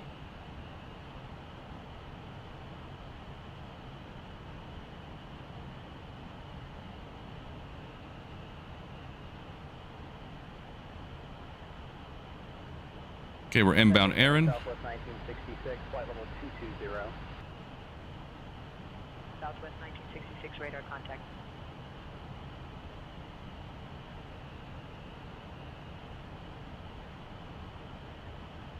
One, two, three. I'm going to let Seattle Center know that we're approaching our top of descent. Seattle Center, ExecJet 460. We're about a minute and a half away from our top of descent. We'd like to descend via the Timbers 4 arrival.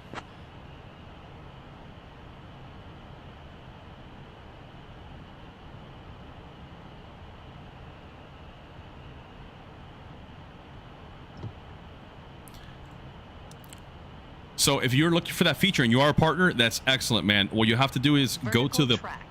Oh, there's the announcement. ExecJet 460, descend via Timbers 4 to 5000 Machu transition into Portland. Altimeter 3029er. All right, we'll descend via the Timbers 4 to 5000 Machu transition into Portland. 3029er on the altimeter for ExecJet 460.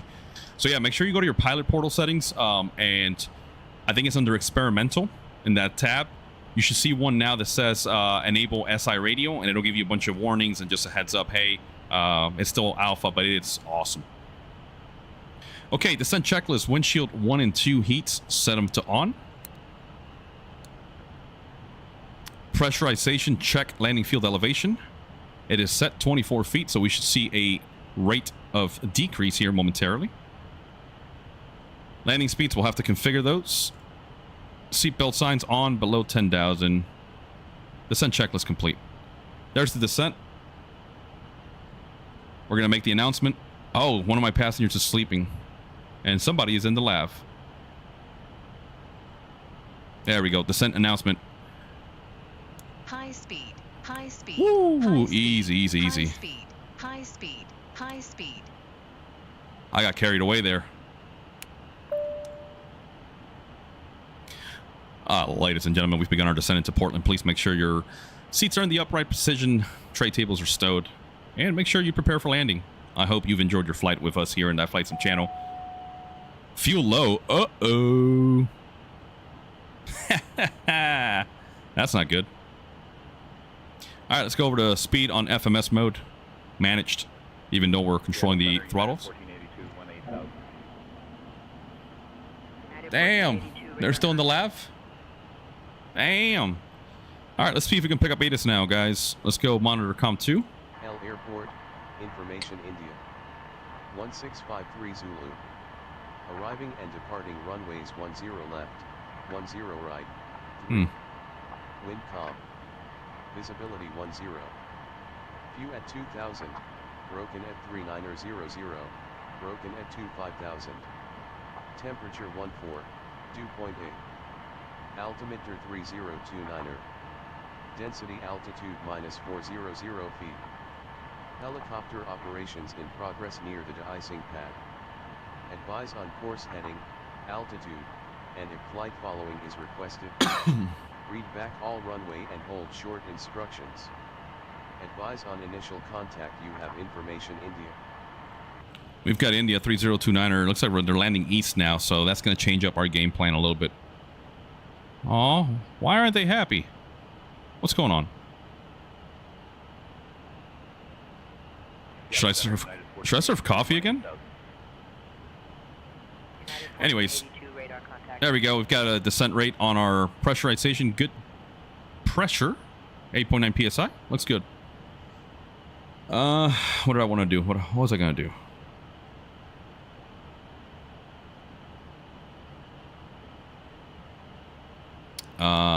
God, I know it's right there. There we go. No, takeoff config, takeoff data. I forget where it is. Where's the landing data? Speed bugs. Here we go. Landing. See, this is where I still don't know the proper speeds. We'll say all on. Why not? VRAF, I noticed this morning I came in a lot slower than that. I'm going to say 110. Approach will make it 115. Keep the VAC and VFS at 130. There we go. We've got speed bugs already set. I like it. We got to get our minimum. So let me ask Center what approach we can expect. Seattle Center for ExecJet 460. What approach can we expect into Portland?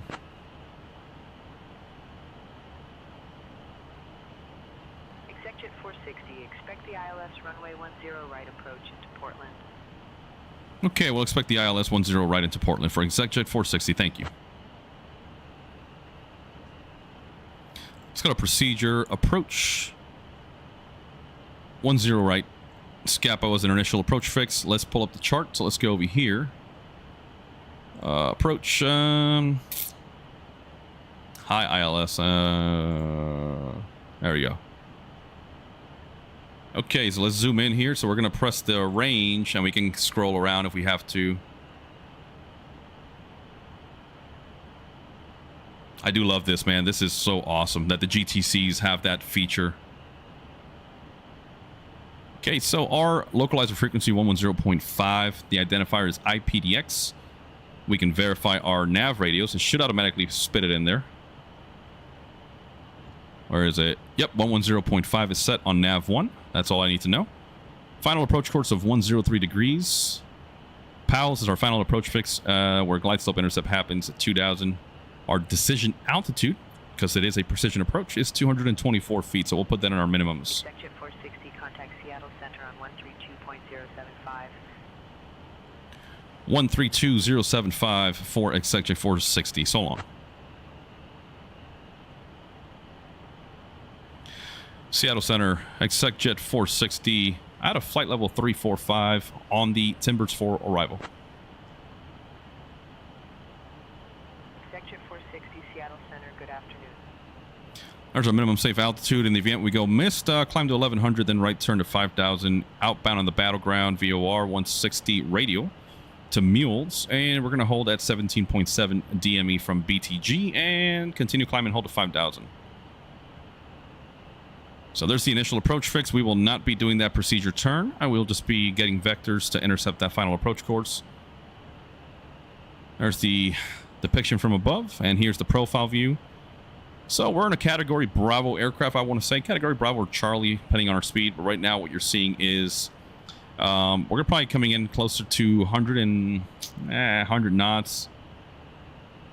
So we can expect to be on that approach for about 3.5 minutes, give or take. There we go. Glide slope intercept at PALS.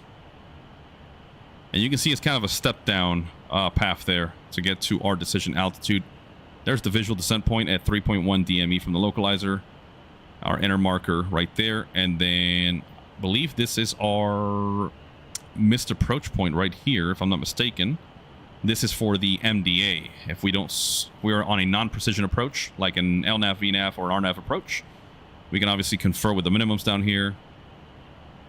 But right now, for full ILS, decision altitude 224 or 200 on the radar altimeter, so we're good. Oh, we're slowing down way too much. Let's get back on the power.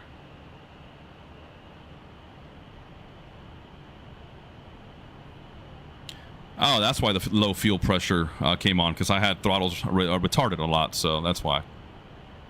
All right, I feel comfortable with what to expect for 10 right. I don't have anything else to look at. 110.5 on the nav radio, 103 for the final approach course. Seattle Center, Southwest 3389, flight level. Approach checklist. You can see we're still descending via the VNAV path. Let's load the approach. There we go. And now it changed things up for us. So now... Oh, what's going on with Isabella, man?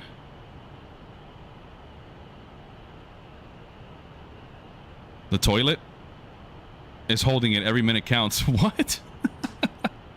Horizon Air 2443, descend and maintain flight level 190. Oh, Callista is frustrated. She can't connect to Wi-Fi. Flight level 190, Horizon Air 2443. Malcolm is the picture of contentment. Feet up, relax. See, that's what I need, man. Okay, you guys are thirsty? Here, get some coffee. Mr. Malcolm took the coffee with a relaxed smile. Lovely, thanks. She grabbed the coffee. Good, this will help me think. Okay. Let's serve some snacks again. Callista took the coffee, didn't break stride from their email. So you are connected. Whoa. Did you guys see that? Oh, Kurt not. I thought it said something else. I was like, whoa, FSReborn. You guys are flirting with some dangerous ground there. I thought it said another word. My bad, guys. Let me look over at the chat. Mark is saying, I think that I'm going to change over from BA to Beyond ATC. Do it. Do it. Do it. You will not regret it. It's not perfect. It's just better, in my opinion. You don't get that annoying little beep when you call over Beyond ATC. It's just more authentic. The voices sound more natural to the real-life procedures and how you expect it to sound. And then Skulk saying, cool, I'm on the road for work right now, but as soon as I get home this weekend, I will be adding that feature on. Thanks for giving me the 411. Hell yeah, brother. Anytime, man. We're here to help each other out. And I'm glad that I was able to provide you with that info, man. Hopefully you enjoy it as much as we're enjoying it here. Let me make sure my arrival's still doing what it needs to do. So yeah, we're going to go from flower to full sail, hazy, brew, and pub, because we're expecting to land east now. But I'm sure they're going to tell us to depart one of these waypoints via an assigned heading, so. Now, see, this is... Let's go back to the procedure. Executive 460, expect the ILS runway 10 right approach. Flight director. Oh, I didn't like that. It did not like that. We'll expect the ILS 10 right approach to Portland for Executive 460. Whoops. So we're inbound what portal?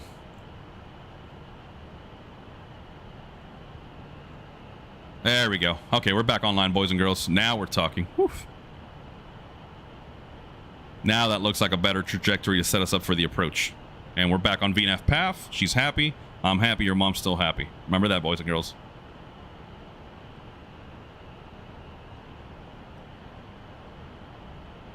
Come on, Betty. I kind of want to speed up the sim rate. I want to get on the ground. We got traffic below us on TCAS. Oh, yeah, look at that. 4,000 feet below, 100 feet above us.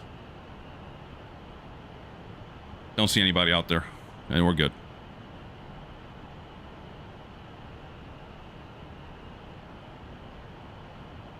So portal at or below 24,000, at or above 16,000. We're 10 miles away. We're crossing 24.9.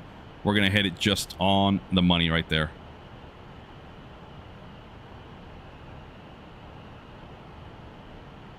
I'm excited, guys. Whew, I've only landed this thing once. We'll see how I do under pressure here with people watching. But everything is flowing good, man. Loving the plane. Feeling a little bit better now that I flew it right now, of course.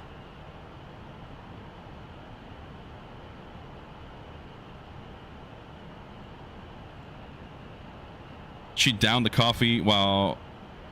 Delta Whiskey Kilo Sierra India, cleared direct final. Cleared for the ILS... I wonder if I tell her to the deboard. Maintain 3,500 feet until established. Descending to 3500, cleared for the ILS 35 approach Delta Whiskey Kilo Sierra India. All right, let's go look at the approach plate here. Have it ready. Ground charts, no. Approach 10 right. Horizon Air 2120, contact Vancouver Center on 135.0. And we have it here for a quick reference. 135.0, Horizon Air 2120, thanks. 3642. I wonder what would happen. I wonder if they freak out. And they'll be like, oh, right now? Okay. Okay, hold on, guys. I got to get that weather radar on. I forgot how to do that. Systems. Let me take a look at the ECS, by the way. So, yeah, if ECS is on offline, outflow. My God, I can't talk. Is open, intermediate, closed. Yeah, this is weird. Where did I look? Where did I look? I forgot how to do the weather radar.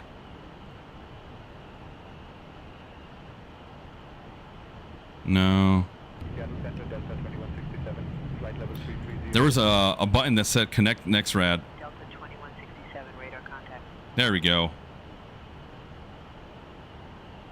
Display mode weather. Hey, there we go. 995, contact Vancouver Center on 135.0. I'm not really getting anything there.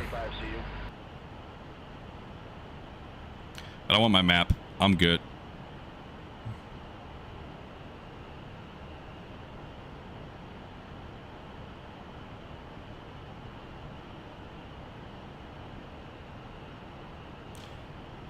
Give it a little bit more gas. Still battling some good headwinds. Seattle Center, Alaska 1497, 17000. We have to cross timbers at 270. Alaska 1497, radar contact. Watching our transition altitude 18,000, so we can go to 3029er on the altimeters. We'll cross-check, make sure they're all in agreement.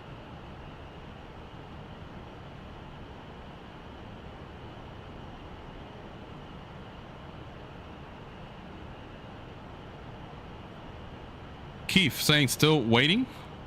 What's that, brother?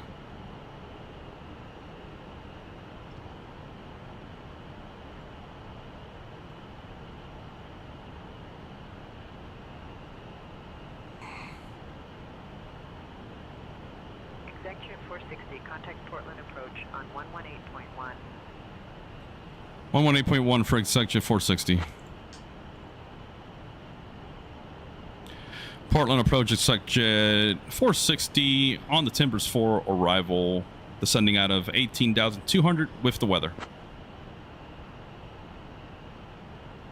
Executive 460, Portland approach. Good afternoon.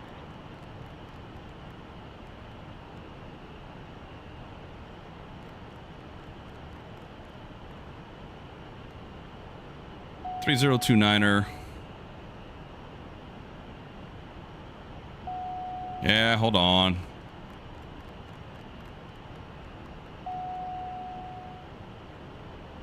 Miss comp. We're still standard? There we go.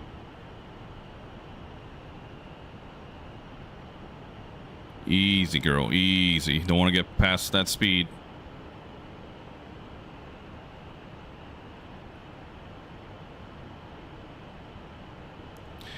Okay, so there we go. I do have the weather dope up here. Looks like some cells off to the northwest. No factor. Just got some cloud layers down here. Any recommendations for good graphic settings that preserve performance? Just made the switch to 2024 and it's looking worse than 2020. Kind of hard, man, because I'm running a 5090. I've got 64 gigs of RAM and a 7950 X3D, so I just put everything on ultra 4K and it runs flawlessly. My biggest advice, however, look at your make sure you set a target frame rate. Okay, I know it's kind of contradictory. For me, it's actually helped me get better performance and it kind of eliminates the stutters. So I set it at 72 frames per second because that's also what I record in when I'm making full-length videos, and it just looks smooth. So look at your water, like the waves, texture, and all that. If you're flying like this over the country, water should be no big deal. Set that to like medium. Fauna, right? And that has to do with the wildlife that you can see in the sim. That's something that happens every now and then, but also eats away at your performance. So reduce that. Terrain level of detail and objects level of detail are two big ones that you should play with a lot. Bring them to like mid-range, right? And see how that yields performance. So try to find that equilibrium between good looking sim and good performance. I know it's easier said than done. Believe it or not, even with the 5090, I've had to adjust very minimal things here and there just to get the best performance, but it's just very dependent on your system, your drivers, etc. Okay, Keith, let me know how it goes, man. I haven't flown the ATR at all. The last time I tried it, I was so disappointed and pissed off. I was like, nah, I'm good. I'm not gonna fly it. Oh, Ryan, if you've already got auto FPS, then I don't know, because I don't use auto FPS. I've never used it before. That's a good question, man. I don't know how that would interfere with auto FPS, if it does at all. So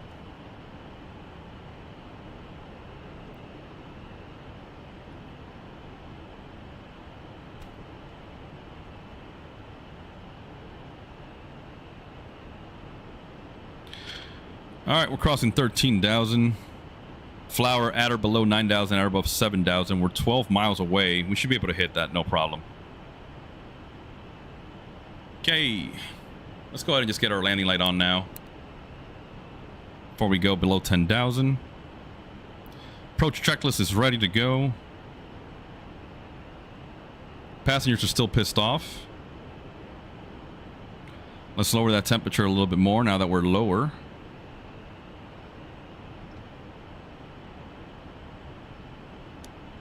No.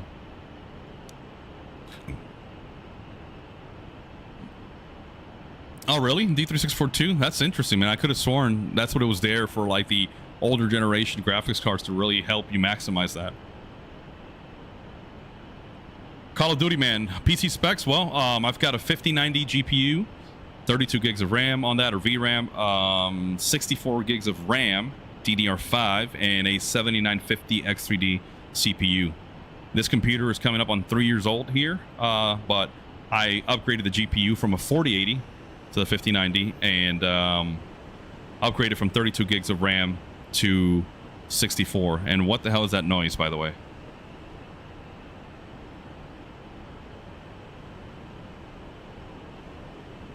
Interesting. I've never heard that noise before. All right, let's slow down a little bit. We don't want to bust 250 knots below 10,000.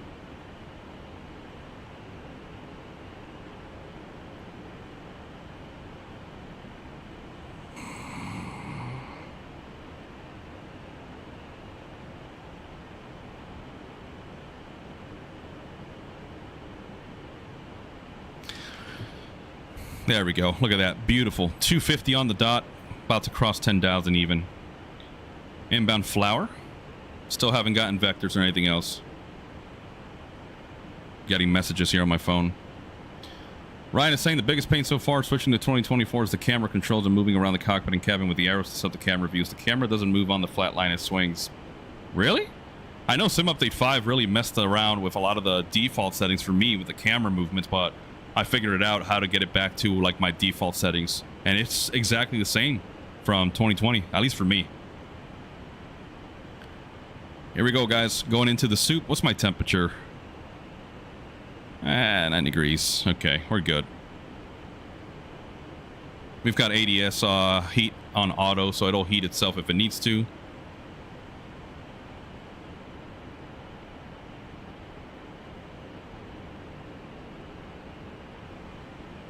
Oh boy, here we go.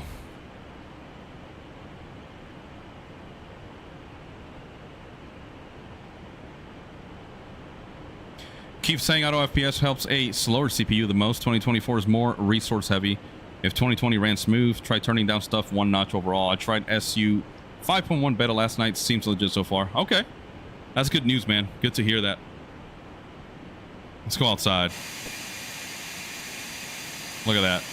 Can't see anything.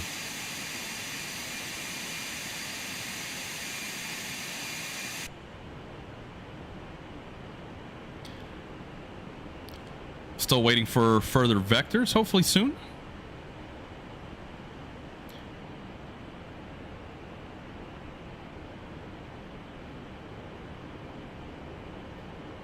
$123,775.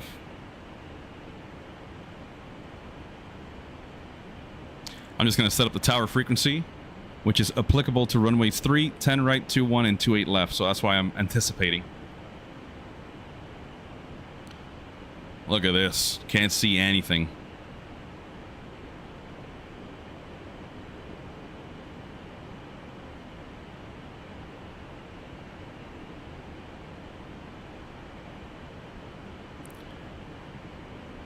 Yeah, 3642. So I don't think we need anti-icing, but we do have it on auto, and windshield heat is on just preventively or preemptively. Take a look at my leading edges. No ice to report. Oh yeah, Keith, the 4080 is a phenomenal card, man. That's what I used to run before I switched to the 5090, and I did VR. I did all kinds of things, man. So it's a very capable graphics card.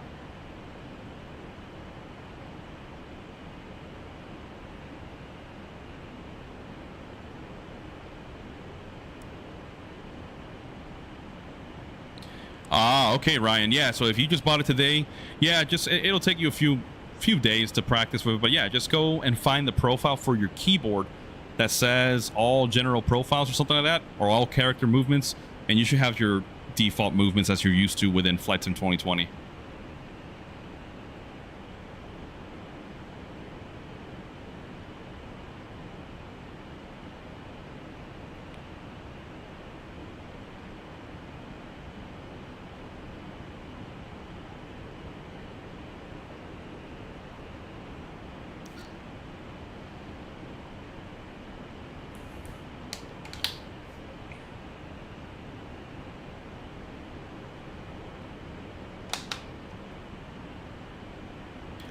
Keith, you love chase plane? Excuse me. I actually tried it out, and I think I was just too lazy. I didn't like it. I went back to the default camera controls just because I'm familiar with how to manipulate the drone camera and stuff like that. But I did like the features that it takes advantage of, along with FS Realistic Plus. That is pretty awesome. But I just couldn't get into it, man, with chase plane. And I bought it, and I was like, I'll stick to what I know, especially when I'm recording videos and cinematic takes. I just like using the default controls, but I do like the flyby camera or the cinematic one where it just alternates between different takes. That is a great setting that can be handy for content. All right, guys, so you see right here after pubs, we've got mansec. That's manual sequence because it is indicating that's the end of our arrival as published.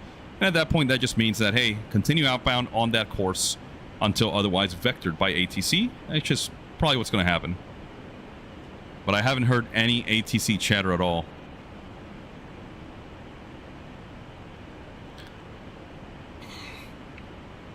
About to level off at 5,000. There we go. AC came back on, so it must have been an altitude thing. Portland approach, United 740, 8,000. United 740 contact Seattle Center on 128.15. Over to Seattle Center on 128.15, United 740. Trying to keep the speed up a little bit here.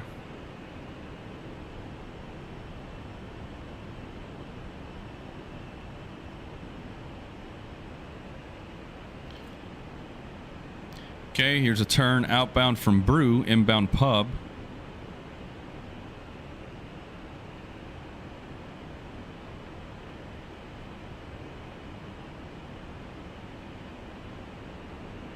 You can see that heading bug is following along.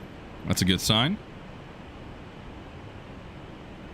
Pub, we got to cross at 5,000. No speed restrictions there.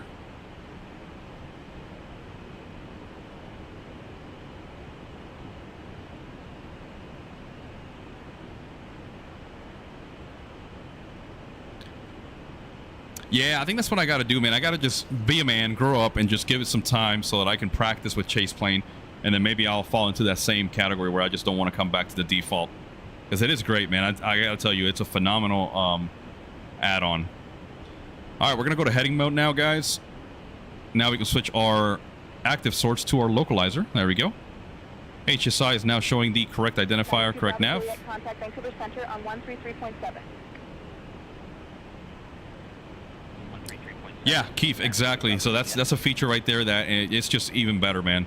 Again, I just have to get used to it and practice with it. 460, descend and maintain 3,000 feet, turn right heading 355 vectors for the ILS runway 10, right approach. Down to 3,000, right turn heading 360 vectors for the ILS for executive 460. Executive 460, descend and maintain 3,000 feet, turn right heading 360. Set and maintain 3,000, right turn heading 360 for executive 460. Executive 460, 7 miles from Pals, turn right heading 060, descend and maintain 2,000 feet until established on the localizer, cleared for the ILS runway 10, right approach. Oh, she's making this happen really quick. Set and maintain 2,000, we'll make that right turn heading 060 until established on the localizer, cleared for the ILS 10, right approach for executive 460. There we go. Let's continue turning, heading 060.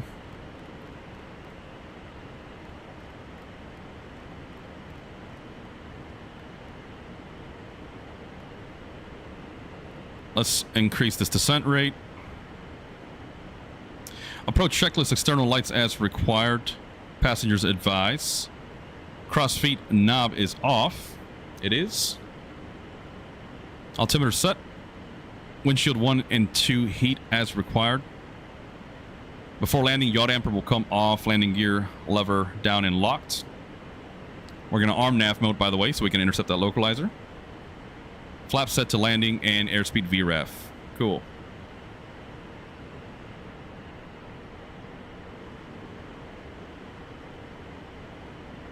And then we're going to activate vectors to final. There we go.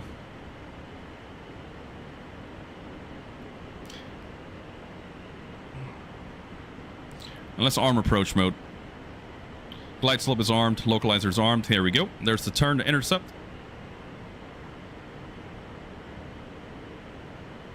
Keep slowing her down. I've got the field in sight. Executive 460, contact Portland Tower on 123.775. Over to tower 123.775 for executive 460. So long. Portland Tower, executive 460 with you. ILS 10 right.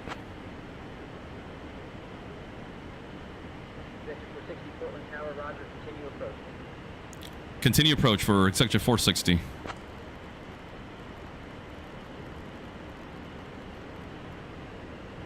VRF was 110. We're going to keep slowing down. Let's get speed brakes out. Look at that speed coming down. Runway 10 right, winds 360 at 7. Clear to land. Clear to land, runway 10 right for executive 460. Flaps 1. Let's go gear down.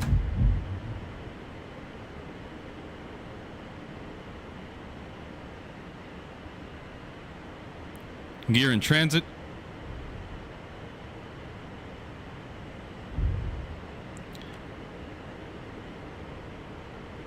3 green, down and locked. Let's go flaps 2.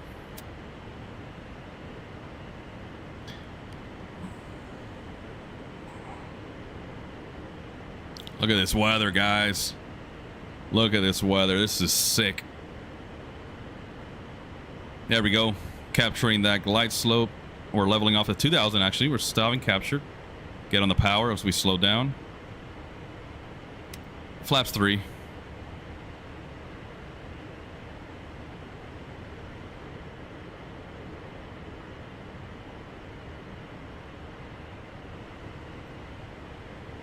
Glide slope is active. We'll set a missed approach altitude of 5,000. Flaps full. Get on the power, get on the power. All right, before landing, just double checking. Flaps full, landing gear down, 3 green, locked. Lights as required. Windshield heat, we'll keep it on for now. Good stable approach. Get on the power, get on the power.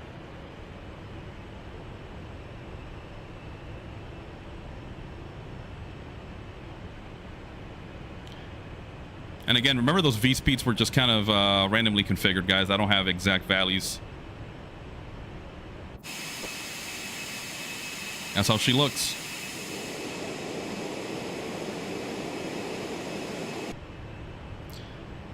And you know what? Let's sky dolly it, okay? So we can watch the replay.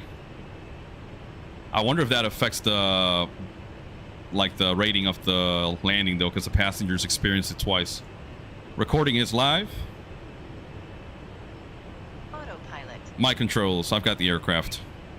Let's tell that flight director. Don't need it. I'm going to fly the needle. Fly the glide slope, but I've got visual, so I'm good. Minimums are 224 feet. We've got the runway made, so we're good.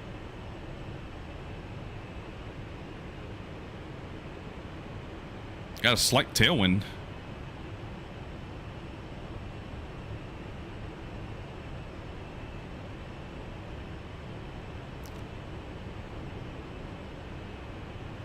Keith, I appreciate you saying those words, man. I'm glad that you guys can see that everything works on the aircraft, man. It's just a matter of seeing what other updates are coming along. Because remember, FSReborn gave us this whole ecosystem with the airplane, the FBO, the dynamic cabin environment, all that. So I can't wait to see what's coming down the road with them. All right, let's reduce power. We're gonna load it high. I'm just gonna keep her trimmed right here. Here we go. Get back on the power. Let's arrest that descent.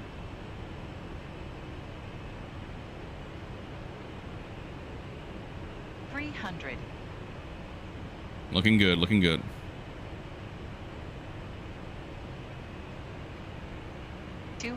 Minimums. Continue. Minimums. Whoa. 100.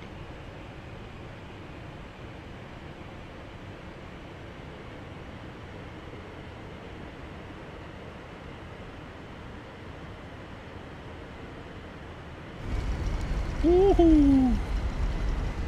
Okay, apply some brakes. Whoa, winds are a little bit crazy here. There we go. Keep her center, keep her center.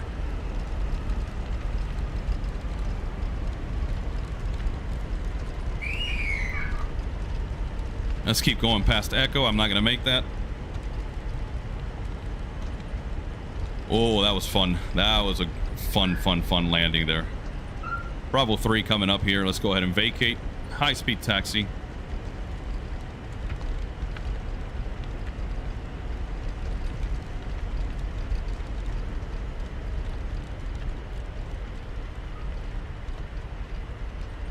They're still not happy. How dare they? All right, let's stop the recording and let's watch the replay right now. Oh no, landing gear still deploying. Oh my God, what's going on?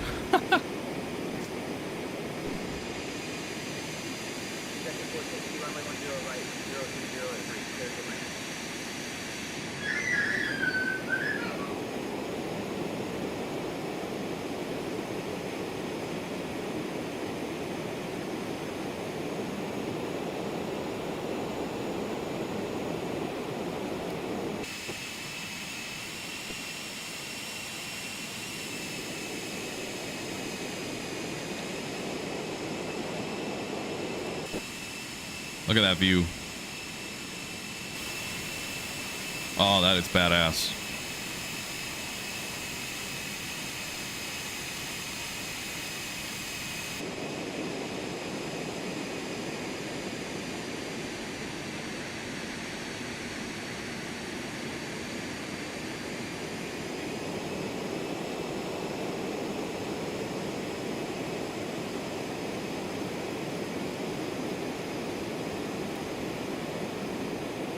Let's see how smooth it looks.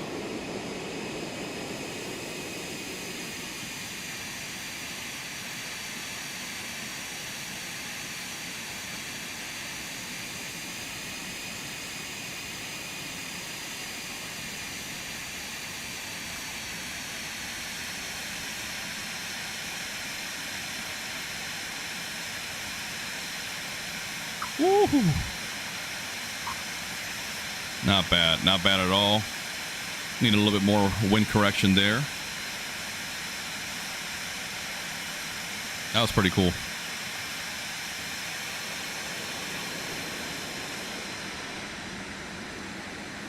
What a beautiful airplane, man.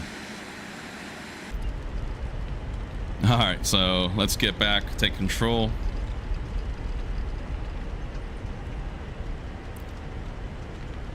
All right, I got the airplane again. Let's exit out of that. Let's go to ground.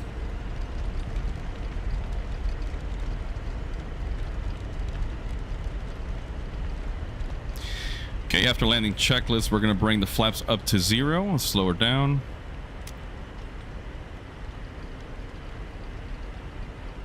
Lights as required.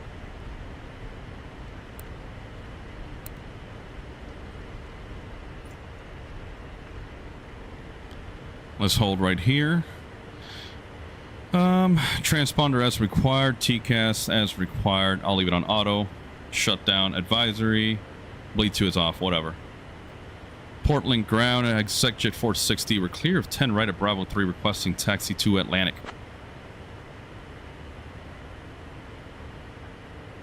Execjet 460. Taxi to Atlantic Aviation via Bravo 4 Tango Kilo Alpha 5 Alpha Alpha 3. Good day.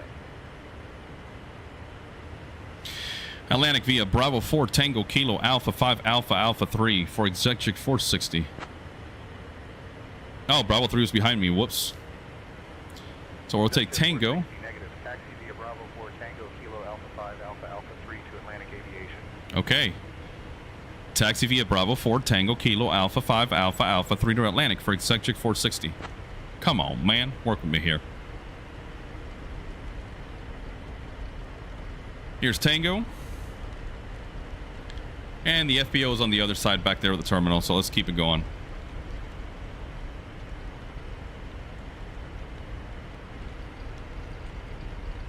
I never announced we were landing, so they're probably mad at me.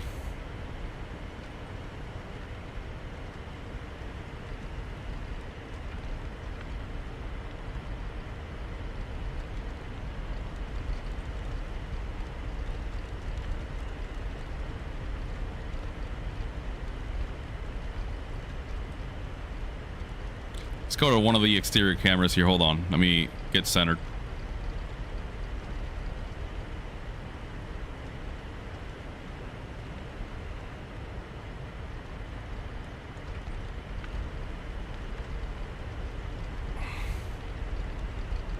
Here we go.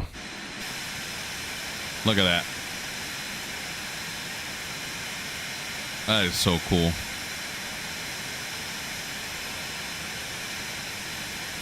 Whoops, I might have gone the wrong way, guys. Let me see. Maybe not.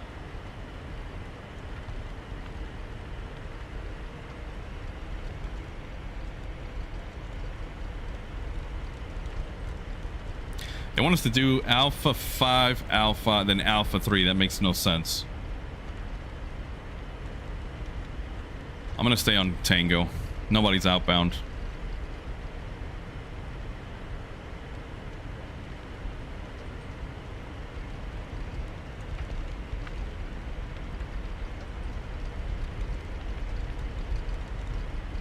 I love the rumbling too. That's all with the airplane, guys. Nothing to do with any other mods or anything.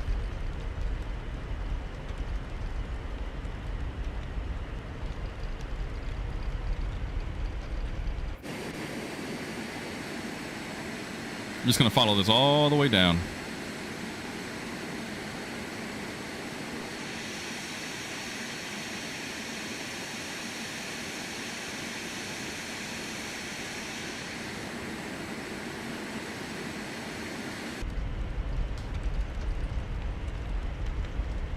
Doing a Southwest taxi in honor of Southwest right there.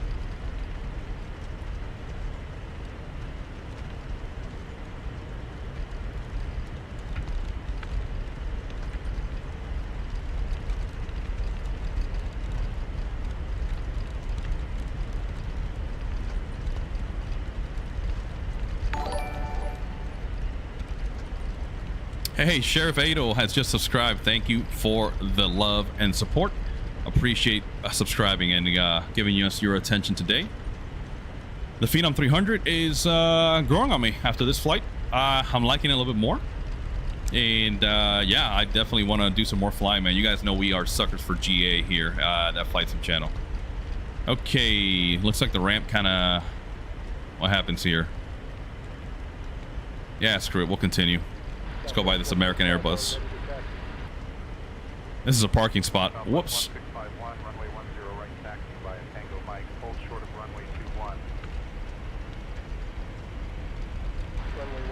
Okay, there's Atlantic.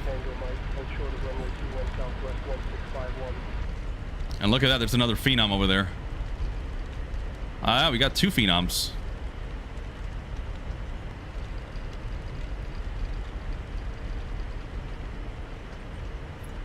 Let's find a hole. Ooh, by the hangar? That Cirrus is kind of making it tight.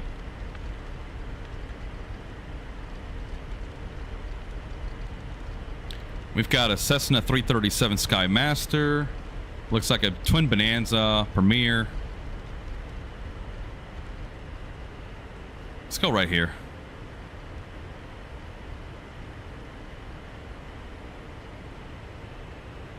Hey, Tombstone, what's up? And we're gonna park backwards here. Well, not really, because we're gonna park into the wind. Remember, actually, no, we're gonna have a tailwind now. Never mind. Let's try our best here.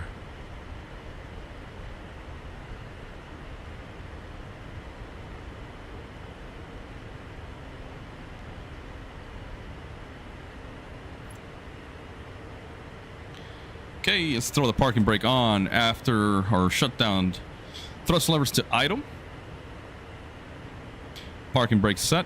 Windshield heat off. ADS probe to auto. Engine 1 and 2 ignition switches to off. No. Why does it go backwards?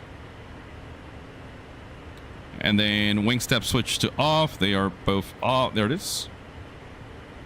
Start stop knobs to stop. MFD status page check. Yeah, Fallen. I actually parked with a tailwind, but I think the winds were only like 5 knots, so it should be no factor. But we'll see what happens on the next startup. Fasten seatbelt signs off. United 2448, runway 10 right taxi via Kilo Alpha 6 Alpha Alpha 5 Kilo Tango Mike hold short of runway 21.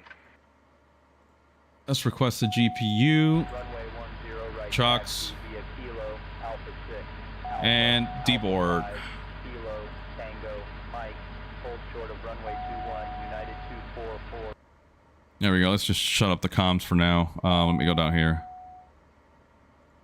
Let's connect the GPU so we don't drain the battery. Let's go to... what did I want to do? Set the fan to medium. Don't need it to be too crazy. All right, let's go let these suckers out. Did I forget my lights? Yep, taxi lights.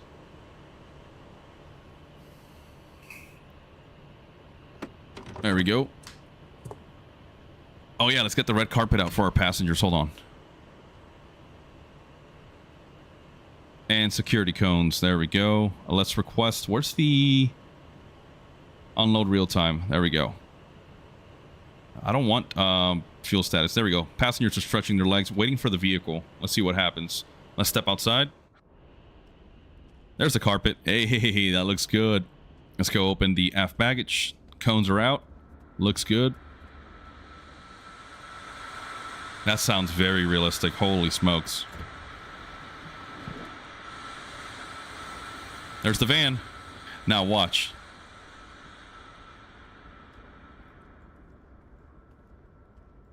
Oh, falling. Gotcha. My bad, man. Okay, I almost got the T there. Let's see what this van does. I bet they're going to run right through our airplane. Watch. This is so cool, man. You got the full FBO treatment here. Look at this jet, man.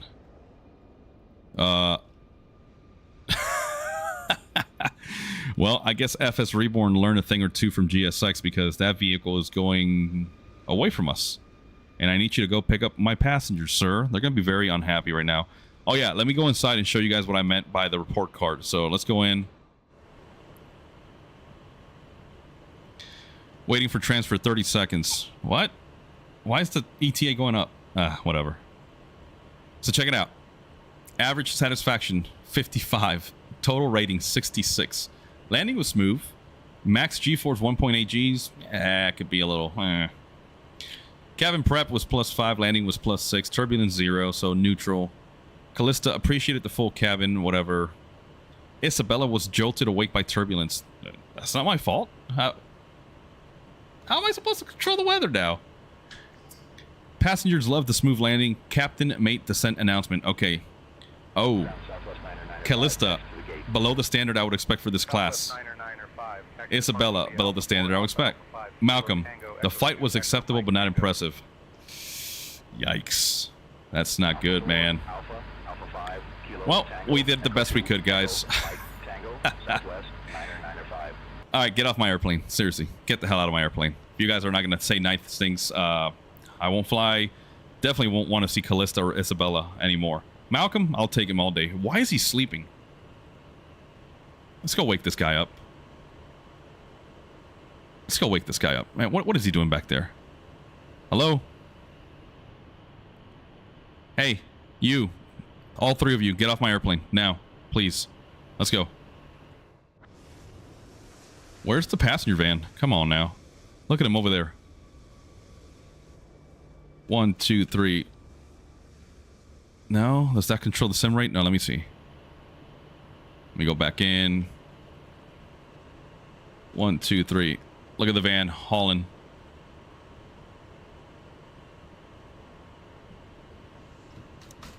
Okay, now let me see what happens. That Airbus is not good. Don't hit my airplane, dude. Do not hit my airplane.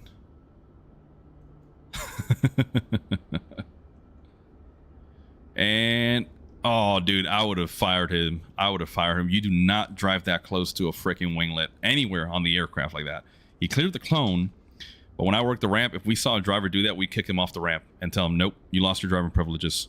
You will not hit an airplane on my watch.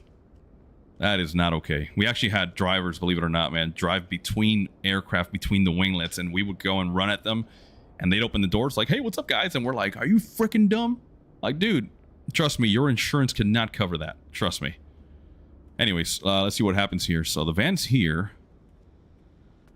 Oh, one passenger got off. Okay, there we go. They got off. Okay, bye. Later. Now, one more thing before I get off the air, guys. I want to see the fueling.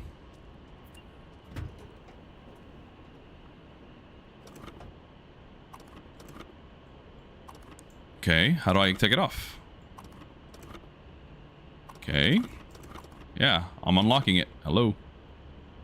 No. Okay, so power's normal. Let's go to refuel. Open the valve, although we can't because we're not connected. Wow, the lamp test even works. The shut-off test, it'll automatically close the valves, indicating full, even though it's not. Let's increase the fuel. It won't let me do it until we're connected and have the valves open. This is pretty freaking sick, guys. Hold up. I need to see this.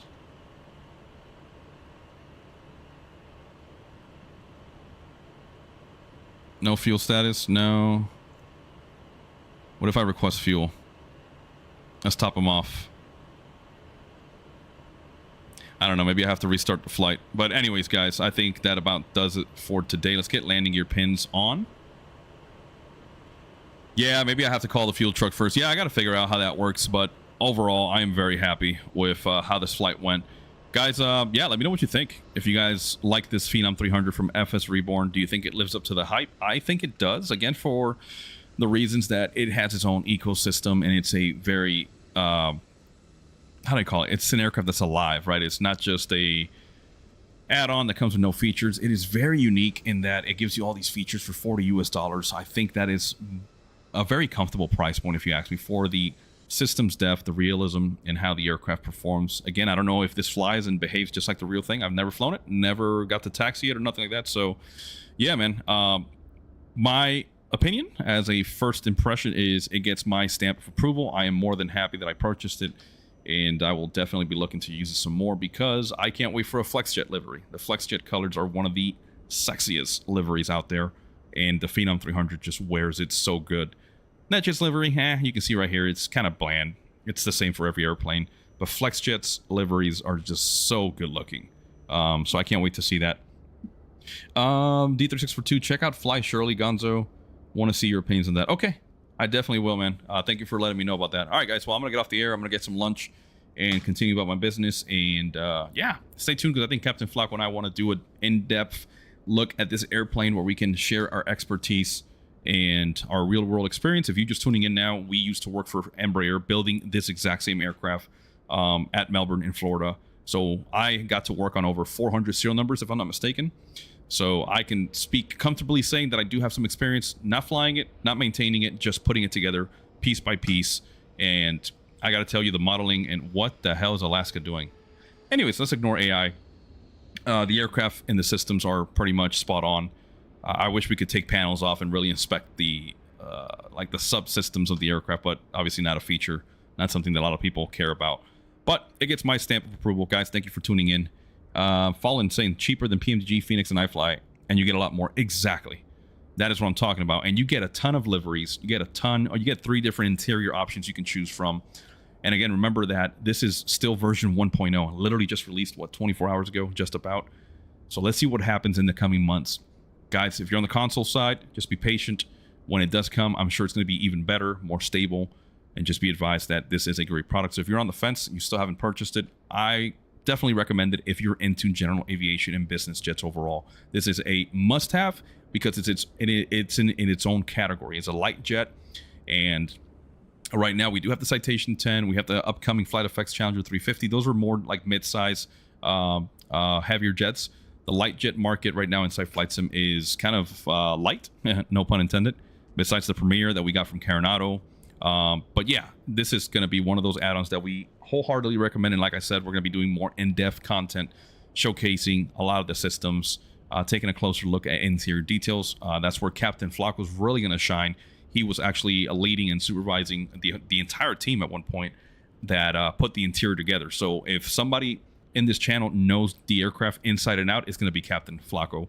I know it a little bit more superficial because I worked on various systems at any given time, so I never had the chance to really dedicate myself to the entire aircraft wholeheartedly, rather the aft baggage section, right? Everything that's in the aft baggage, all the harness cables or the harnesses, bleed air systems, anti-ice systems, and the what else? The AC system. That's what I worked on exclusively almost most of the time. So that's where I could really wish I could show you guys, but I'm sure Embraer would not allow that. They don't want to show you all their secrets and their blueprint stuff. But anyways, guys, enough chatter. Thank you for tuning in.